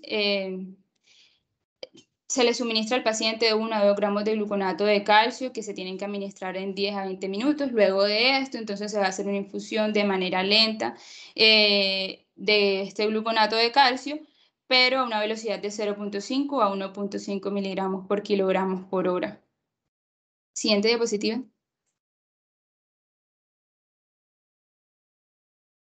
En el caso de la hipercalcemia, entonces es cuando los valores están por encima de los valores normales, es decir, más de 10.5 miliequivalentes por litro. O si lo estamos hablando específicamente del ion del calcio ionizado, entonces sería de 4.8 miligramos por cada 100 mililitros. Entonces, en este pueden haber varios escenarios. Si estamos hablando de un paciente que esté ambulatorio, pues la causa, digamos que una de las causas más comunes es que haya hiperparatiroidismo primario en esos pacientes. Y si estamos hablando de pacientes que ya están hospitalizados, entonces que tengan alguna afección que sea maligna, como es en el caso de que haya metastasis óseas en estos pacientes. Hablando un poquito acerca de las sintomatologías de los pacientes, están las alteraciones neurológicas, que haya debilidad, que haya dolor muscular, que haya disfunción renal, síntomas gastrointestinales y dolor abdominal. En cuanto al tratamiento, pues depende de hacer la corrección del problema que está causando que haya hipercalcemia. Por eso es que si estamos frente a un paciente que tiene hiperparatiroidismo, que sea secundario porque tiene alguna adenoma o que tiene alguna hiperplasia en la paratiroidea, que es el que está secretando esa paratormona, entonces lo ideal sería que se extirpara ese tejido paratiroideo que se encuentra enfermo.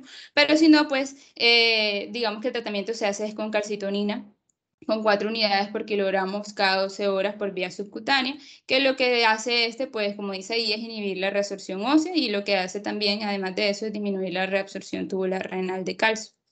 Siguiente.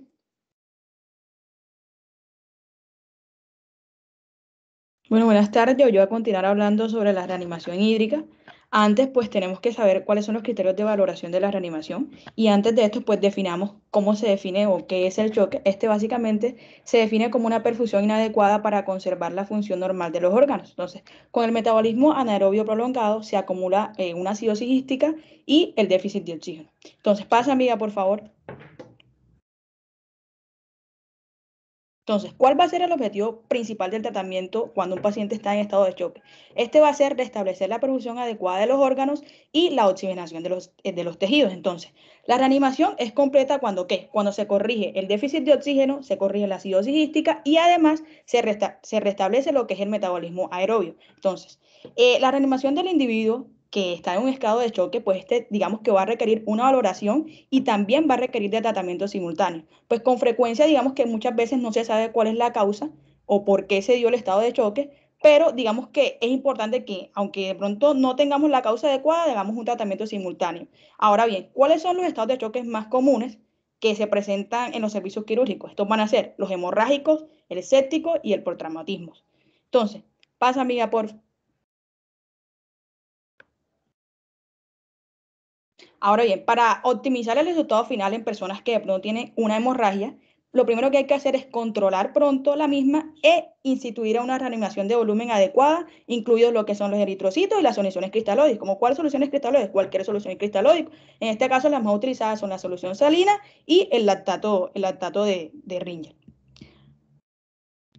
Entonces, teniendo eso en cuenta, ¿qué es lo primero que vamos a hacer o qué es lo que se presenta? En este tipo de pacientes es impredecible que sea una reanimación quirúrgica rápida. ¿Para qué? Para limitar la magnitud de la actividad de los múltiples sistemas mediadores y suprimir asimismo, pues obviamente, los cambios microcirculatorios que pueden evolucionar de manera insidiosa hasta que se dé una cascada y este se pueda convertir en lo que sea un choque hemorrágico irreversible. O sea, que es importante que nosotros tratemos a estos pacientes rápidos para que no se vuelva un choque hemorrágico irreversible. Entonces, son inapropiadas de pronto. Espera un momentito. En todo esta del manejo de la reanimación por metas, de la reanimación hídrica, de la administración de fluido, hay un concepto que siempre se menciona, que es el de volemia. ¿Qué es la volemia?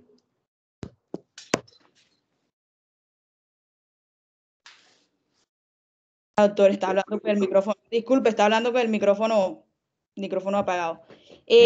Básicamente, ¿ya me está escuchando? Espera. No, aguanta un momentito. ¿Usted lo va a decir?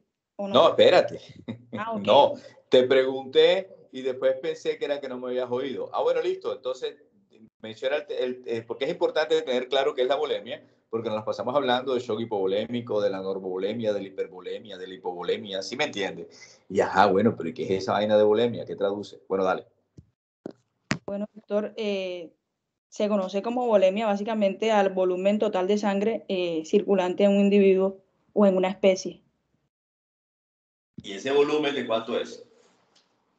De 5 a 6 litros.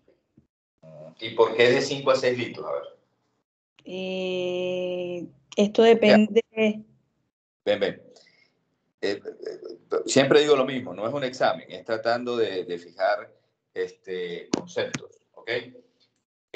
Digamos, cuando uno habla de volemia, tú me dices que estamos hablando del nivel de sangre que hay en un organismo, ¿verdad?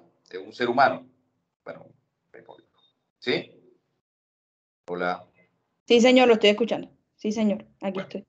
Entonces, estamos hablando del volumen total de sangre, ¿verdad? Y entonces uno dice que es aproximadamente de 5 a 6 litros, ¿ok? Pero, ¿por qué es de 5 a 6 litros? O sea, porque es que hay una medida que es un poquito más, no sé si exacta es la palabra, ¿ok? Pero que es un poquito más descriptiva, porque es que eso de 5 a 6 litros, eso es dependiendo de el tamaño de la persona, dependiendo, ¿sí? Entonces hay un porcentaje que es un poquito más claro. ¿Sabes cuál es? Del 7 al 8% del peso, doctor. No sé. Exacto. La volemia corresponde a un porcentaje entre el 7 y el 8% del peso corporal. Porque eso ya, cuando tú lo captas así, o sea, uno para salir del paso dice de 5 a 6 litros. Y todo el mundo le dice, sí, eso es verdad. Pero entonces, si nosotros queremos ser un poquito más exacto y uno dice que es entre el 7 y el 8% del peso corporal, y yo peso a la persona, pues yo me doy cuenta, miércoles, que no es lo mismo la volemia de un man que pesa 45 que un man que pesa 145, ¿cierto? Entonces sería un poquito más exacto decir de entre el 7 y el 8% del peso corporal, ¿ok? Ok, doctor, perfecto. Pero dale. ¿Continúo? Sí, total. Bueno, Sí, porque ya sabemos que es la bendita volemia. Bueno, listo. Entonces, bueno, hay que tener algo en cuenta y es que es importante que quienes proporcionan los cuidados reconozcan a los sujetos que de pronto se encuentren en una fase compensada del choque.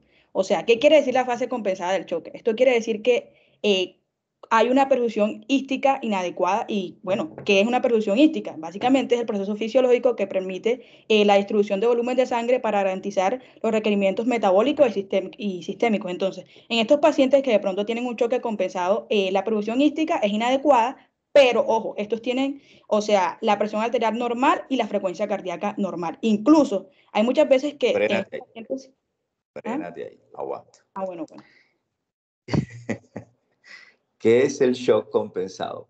ahí lo dijiste un poquitico a continuación, pero no dejemos esas palabras, esas frases o esos conceptos así en el aire, ¿me entiendes? Que por ahí lo escucha alguien de la clase, pero ya en el patio y ni idea.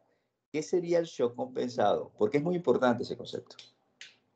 Doctor, o sea, no es cuando, o sea, el paciente no, o sea, no sé si es lo mismo que acabé de decir, porque hasta donde tengo entendido es que el paciente, o sea, además de que no tiene una perfusión ística adecuada, o sea, este paciente presenta, o sea, no tiene perfusión ística adecuada, pero presenta una presión arterial normal y una frecuencia cardíaca normal. Incluso estos pacientes llegan a presentar también una diuresis normal. No sé si Bueno, estoy en lo cierto o qué. no, a ver. Lo que pasa es lo siguiente. Primero uno debe definir el shock como la hipoperfusión.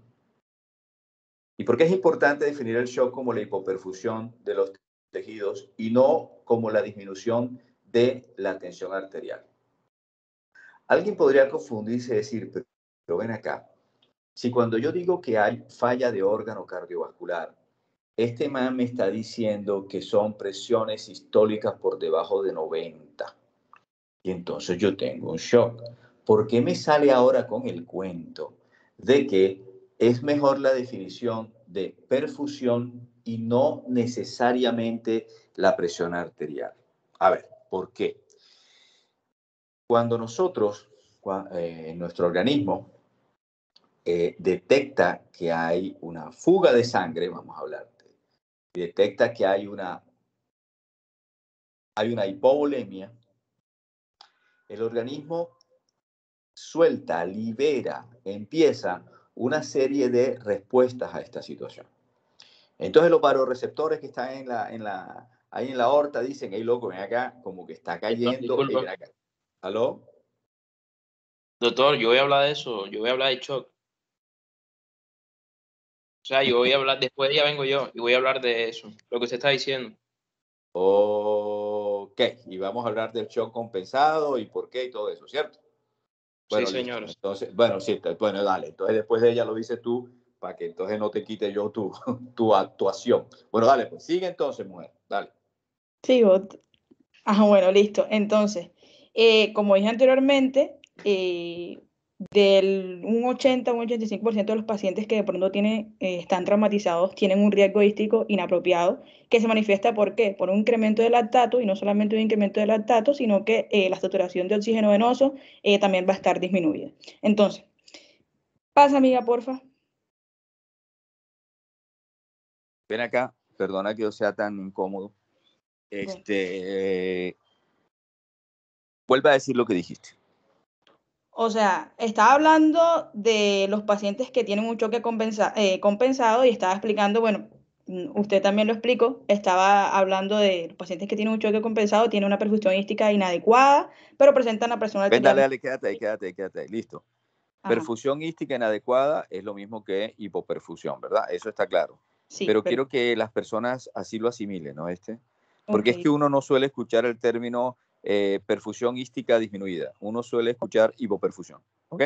Listo, doctor. Traduce lo mismo, no estás diciendo nada que no lo sea, ¿ok? Estoy tratando de adecuar las cosas. Y después que dijiste hipoperfusión, entonces dijiste algo con el lactato. ¿Qué fue lo que dijiste del lactato? O sea, no, dije que, o sea, a pesar de que estos pacientes tengan una hipoperfusión, estos pacientes presentan una presión arterial normal y una frecuencia cardíaca normal. Pero, No, ojo, pero es que eso es un error. A ver, porque es que yo cuando traté de explicar, pero tu compañero me dijo, Doc, no me quites el tema, que es lo que voy a decir yo, es porque traté de decir que una de las cosas que no hace es que tengan una frecuencia cardíaca normal. Ellos sí. pueden tener una presión arterial normal, pero se caracterizan una de las cosas porque están taquicárdicos. Y el entendimiento de eso es si entendemos los mecanismos compensadores, por eso es que se llama shock compensado. Yo tengo un paciente que aparentemente está compensado, pero ese paciente está hipoperfundido.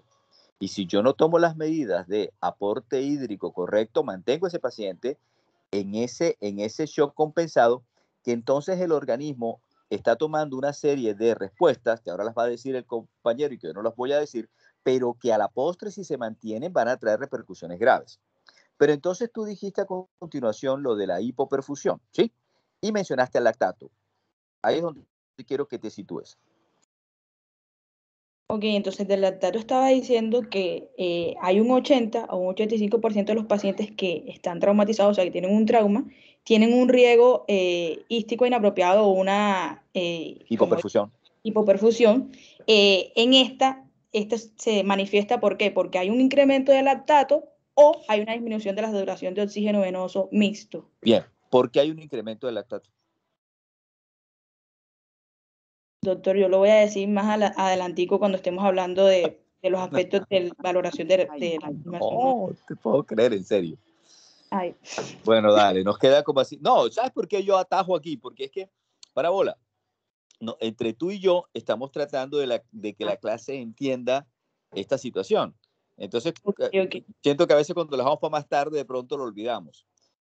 Ayer nosotros habíamos hablado de cómo es la producción de energía para la célula, o sea, de la célula extrae sus ATP, ¿verdad? Y que hace los ciclos, y hablamos, y mencionamos, porque no hablamos del de Krebs, y yo dije el de Meyer-Hoff, y no sé si alguien por allá dijo exosas monofosfato y demás vainas de esas.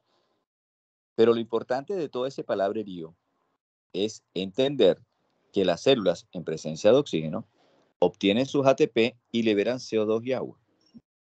Y en anaerobiosis, o sea, en ausencia de oxígeno, también hacen el ciclo, obtienen los ATPs o tratan de obtener los ATPs, pero el resultado final es ácido láctico. Entonces, cuando hay una hipoperfusión, hay un aporte inadecuado de oxígeno o nulo de oxígeno, y entonces los niveles de ácido láctico se empiezan a incrementar.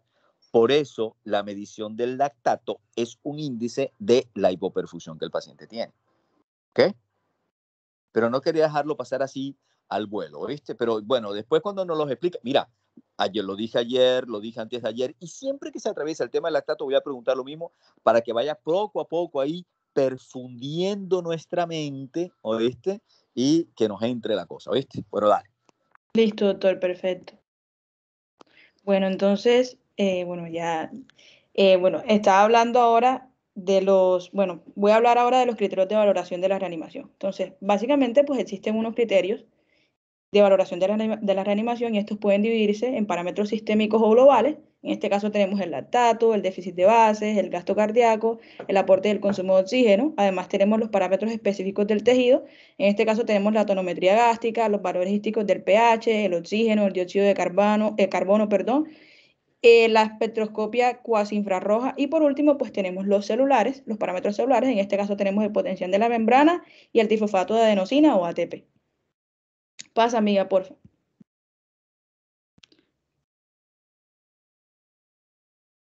Bueno, ahora sí, entonces hablemos ahora de los aspectos que se valoran en la reanimación. Entonces, entre los aspectos que se valoran en la reanimación, uno de los más importantes es el lactato. Pero entonces, antes de hablar de eso... Ven acá. Disculpa, ven acá. Es que ahí tenemos una incomodidad y es la siguiente. Okay. Cuando yo trataba de explicar qué son las respuestas que desencadena el organismo ante la hipovolemia, trataba de explicar ese evento fisiológico y fisiopatológico, porque es que si no lo entendemos, muy difícilmente nosotros vamos a poder evaluar la respuesta a la reanimación por metas. O sea, ¿qué es lo que nosotros tenemos alterado y qué es lo que nosotros vamos a evaluar que ya no está alterado? ¿Sí me explico? Es que yo creo que estamos un poquito desfasados en cuanto a que tú vas a hablar de algo que se necesita tener el concepto básico fisiológico o fisiopatológico para poderlo entender. Porque si una persona no entiende la respuesta del organismo ante la hipovolemia, ante el shock, ante la hipoperfusión, mediada por aumento del cronotropismo, o sea, aumenta los latidos cardíacos, del batmotropismo, o sea, aumento de la fuerza de contractilidad del ventrículo, ¿verdad? De la aumento de la resistencia vascular selectiva, porque es periférica, es plácnica y a nivel de la arteria renal, ¿verdad? Si uno no entiende esa respuesta, entonces muy difícilmente va a poder entender o buscar los signos que me indican que ya están bien. ¿Sí me explico? Entonces, bueno, como está diseñado así el tema, y entonces si yo las empiezo a decir, el compañero se queda sin tema. Entonces, bueno, tú las vas a mencionar, pero entonces nosotros vamos a saber que las vamos a entender mejor una vez que este man hable de eso, ¿ok? Y vamos a ver si las podemos compaginar, ¿ok? No es lo más didáctico, no es lo más pedagógico, no es, pero pues vamos a ver si podemos, ¿ok? Bueno, dale, sigue. Doctor, usted está diciendo que para yo hablar es necesario que antes hable mi compañero de todo lo que... Claro, lo que pasa es que si nosotros en la reanimación por metas, una de las cosas que vamos a ver es que el paciente orine, una de las cosas que vamos a ver es que la frecuencia cardíaca baje, una de las cosas que vamos a ver es que el estado de confusión mental o de hiperactividad que tenga, esa sensación de me voy a morir, se quite. Si uno va a empezar a evaluar las respuestas clínicas, ¿verdad? Yo tengo que saber que el paciente no orina porque en medio de las respuestas que genera el organismo, una de las cosas que hace es, hey, arteria renal, contráete, porque riñón, no elimines agua porque no tenemos, así que necesitamos que cierres la llave para que no se escape. Y el riñón dice, bueno, mi llave, perfecto, yo no elimino agua. Bueno, te voy a cortar el flujo de sangre, listo, primo, pero ten en cuenta que yo duro 30 minutos sin el flujo, porque si me lo dejas más de 30 minutos, yo me muero y te quedas entonces en insuficiencia renal. Entonces, uno empieza a entender ahí la dimensión de la importancia de que el médico que está en urgencia atendiendo a un paciente hipovolémico reconozca el shock compensado, porque es que el que está hipotenso, pálido, esa vaina, eso hasta el portero. Pero es que hay pacientes que pueden ingresar hipoperfundidos y estar compensados por estos mecanismos de respuesta. Pero esos mecanismos de respuesta no son perfectos. Y una de las cosas que no los hace perfectos es que pueden alterar el riñón. Y si el médico no conoce eso y no reconoce la urgencia de iniciar el tratamiento de ese shock con terapia hídrica, se va el riñón de por medio, ¿ok? Entonces, por eso te digo, tú vas a hablar de unas metas, pero yo entiendo que esas metas requieren de que nosotros conozcamos la fisiología y la fisiopatología, porque si no, no las vamos a entender. Van a ser palabras por allá que suenan en un aparato que se llama celular y a nuestra mente jamás nos perfundió. ¿Sí me explico? Entonces, como el compañero me dijo, ven acá, espérate, que yo voy a hablar de eso, digo, bueno, entonces vamos a tratar de mantener un orden. Tú lo puedes decir, pero es que a mí no me interesa que tú lo digas, entiéndeme, o sea, lo que interesa no es solamente que tú lo digas, lo que interesa es que la clase entienda, comprenda, se apropie de ese concepto, porque si te apropias del concepto no te lo quita nadie, ¿ya me entiendes? Entonces eso es lo que trato de buscar. Sí, señor, si quiere entonces, o sea, no sé, mi otro compañero habla y después de que él termine, Bueno, pues yo y continúo hablando. Él no podría decir, siquiera en un momentico, cuáles son esa forma en que se da el shock compensado. O sea, cómo es que mi organismo reacciona ante esta situación para defenderse, ¿verdad? Y que entonces nosotros entendamos cuáles son las manifestaciones clínicas de esa reacción y entonces poder entender qué es lo que tú buscas en la reanimación por metas. Porque la reanimación por metas indica, porque es que la reanimación hídrica ha pasado por diferentes etapas, ¿verdad? En una época, al paciente se le canalizaban 2 venas, una en un brazo, otra en el otro, y se trataba de administrarle 2.000 centímetros cúbicos de una solución cristaloide, ¿verdad? Harman o solución salina, eso también lo tenemos que ver porque eso es otra chichonera, ¿ya? Y entonces se trataba de que eso se administrara durante 15 minutos. Entonces, cuando ustedes están en una urgencia, escuchan, canalícenle 2 venas, canalícenle 2 venas. Y loco, ven acá, ustedes sí saben la historia de las 2 venas. O sea, cuando empezó el tema de pasar 2 litros en 15 minutos, la manera en que 2 litros pasen en 15 minutos es que tú lo administras a través de, nosotros lo conocemos como AngioCat, AvoCat, en fin, ahí tienen diferentes nombres, que son una aguja que está recubierta por una vaina de silástica y cuando tú puyas la vena, sacas la aguja y dejas esa vaina de silástica dentro para que no lesione la vena. Entonces, la manera de que puedan pasar 2 litros en 15 minutos es que sean en 2 venas, ¿ok? Y lógicamente deben ser 2 venas de brazos diferentes, porque si tú pones las 2 venas en el mismo brazo, todo ese líquido cuando llegue a la vena axilar encuentra un cuello de botella, ¿ok? Entonces, eso fue lo que gravitó en la cabeza de los médicos que estaban haciendo reposición hídrica. Pero esa vaina se empezaron a dar cuenta de que tenía efectos negativos, efectos deleterios sobre el paciente, ¿verdad? Entonces empezó el tema de, oye, ven acá, no le metamos 2.000 centímetros cúbicos a todo el mundo, porque entre otras vainas, ten en cuenta que no es lo mismo el man que pesa 45 que el man que pesa 145. No es lo mismo, ¿verdad? ¿Por qué no hacemos una reanimación por metas? Y nosotros entonces administramos determinada cantidad de centímetros cúbicos de una sustancia cristaloide por kilo de peso, y yo entonces me fijo la respuesta del paciente a esa administración, para no pasarme de calidad, para no sobrehidratarlo, administrarle una cantidad excesiva de líquidos.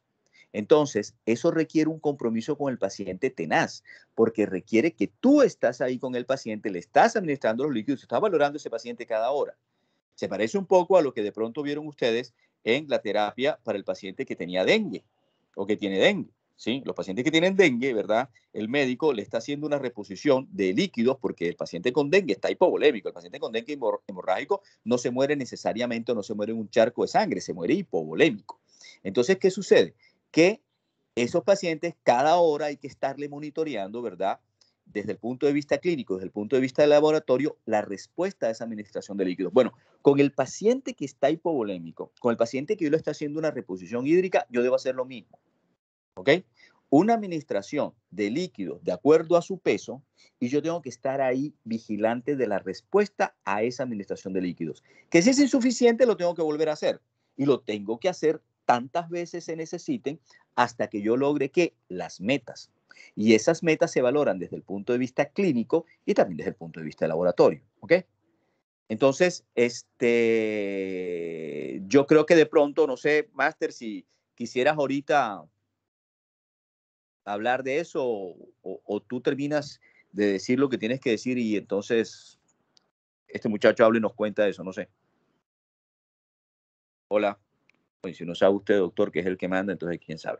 Bueno, mira, nos faltan 5 minutos. Entonces, termina de decir lo que son estas metas, ¿ok? Y cuando enganchemos de nuevo la clase, empieza hablando quien me dijo, Doc, yo voy a decir eso, ¿ok?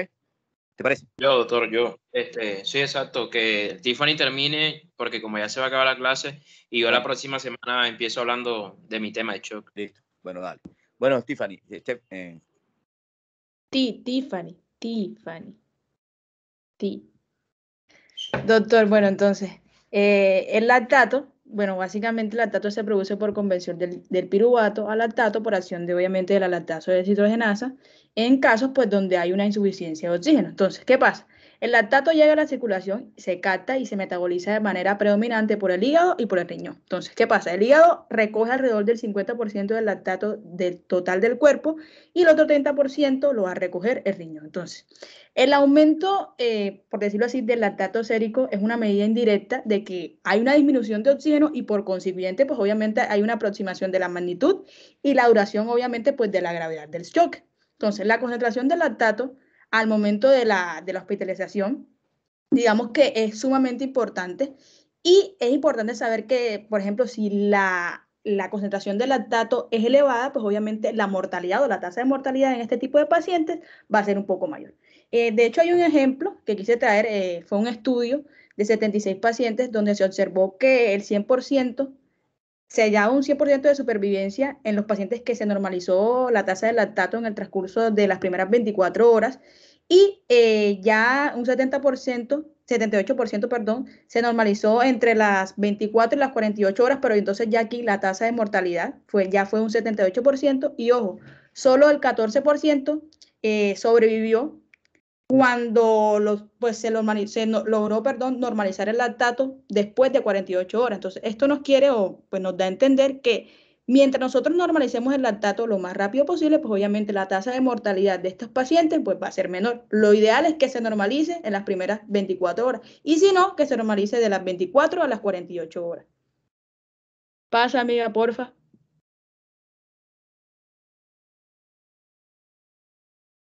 Hablando ahora del déficit de bases, bueno, yo quiero traer como que qué era el déficit de bases. Esta básicamente es la cantidad de bases en milimoles necesarias ¿para qué? Para ajustar 1 litro de sangre entera en un pH de 7.40 con la muestra saturada en su totalidad con un oxígeno de 37 grados y una presión parcial de oxígeno de 40 milímetros de mercurio. Entonces, en la práctica clínica, ¿por qué se mide el déficit de base? Aquí lo que se hace es que se miden los gases de la sangre arterial, ya que se dispone pues de esta prueba y digamos que es muy fácil y es muy rápida. Entonces, el déficit de base es una medida rápida de obtención y básicamente lo que hace es que define el grado y la duración de la perfusión inadecuada y pues digamos que se convierte en uno de los objetivos pues de reanimación. Entonces, la mortalidad, por decirlo así, en los pacientes que sufrieron algún trauma, puede categorizarse según la magnitud, obviamente, del déficit de bases en las primeras 24 horas después de que el paciente entró al ingreso. Entonces, aquí también quise traer otro ejemplo. Esto básicamente en un hospital hubo un estudio con 3.000 pacientes hospitalizados por traumatismos y vimos que en este tipo de pacientes el déficit de bases fue mayor de 15 milimol por litro. En este caso, la mortalidad en este tipo de pacientes fue de un 70%. Entonces, ¿qué pasa? El déficit de base puede dividirse en varias categorías. Se divide en una leve, una moderada y una grave. ¿Qué nos dice la categoría leve? Aquí va a ser de 3 a 5 milimol por litro, la moderada va a ser de 6 a 14 milimol por litro y la grave va a ser de 15 milimol por litro. Obviamente, a mayor cantidad de déficit de base, o sea, si es mayor a 15 milimol por litro, mayor va a ser la mortalidad de este tipo de pacientes. Entonces, cuando digamos que existe una persistencia elevada del déficit de base, es que este paciente tiene una acidosis láctica en un paciente enfermo que ha sido traumatizado, la causa casi siempre va a ser una hemorragia en curso. Entonces, en pacientes que de pronto ingresaron con un traumatismo y con unos déficits de base mayor de 15 milimol por litro, pues se dice que aquí en estos es necesario que se haga ¿qué? Que se haga una administración doble del volumen del líquido y 6 veces más transfusiones sanguíneas en las primeras 24 horas, obvio, en comparación con los pacientes pues, que no tienen un déficit de base tan alto. Ya aquí, en este tipo de pacientes, la necesidad de las transfusiones, pues obviamente van a incrementar a medida, obviamente, si el déficit de base empeora, o sea, mayor déficit de base, obviamente las transfusiones aquí van a aumentar y obviamente esto hace que se prolongue el tiempo de UCI del paciente y el tiempo de hospital de este paciente. Entonces, la mortalidad en este caso, este tipo de pacientes, aumenta conforme, como dije anteriormente, al déficit de base y a la frecuencia de la insuficiencia de los órganos que obviamente se incrementa cuando hay un mayor déficit de base. Doctor, no sé si dejo hasta ahí o no sé, usted me dice, porque no sé, ya son las 4, no es como usted quiera. Hola, por lo general esto está dado más que todo por las clases que ustedes tengan a continuación. Pues no sé, bueno, creo que todos tenemos cirugía plástica ahorita. Bueno, no, ya por ahorita. eso, porque normalmente entonces tienen que estar con el doctor Wilman, entonces pues por lo general a las 4 cerramos para que se conecten con él. Entonces, tú vas a terminar de decir esto la otra semana. Mira, cuando veo tus diapositivas, ¿verdad? Y veo la medición del lactato, el déficit de base, la tonometría gástrica, la espectroscopia cuasi infrarroja fuera, el pH hístico, la concentración de oxígeno y dióxido de carbono, el índice del volumen telediastólico del ventrículo derecho. Todas estas cosas requieren de elementos para poder para medirlo, ¿cierto? A donde te quiero llevar es que uno puede hacer una reanimación por metas, ¿verdad?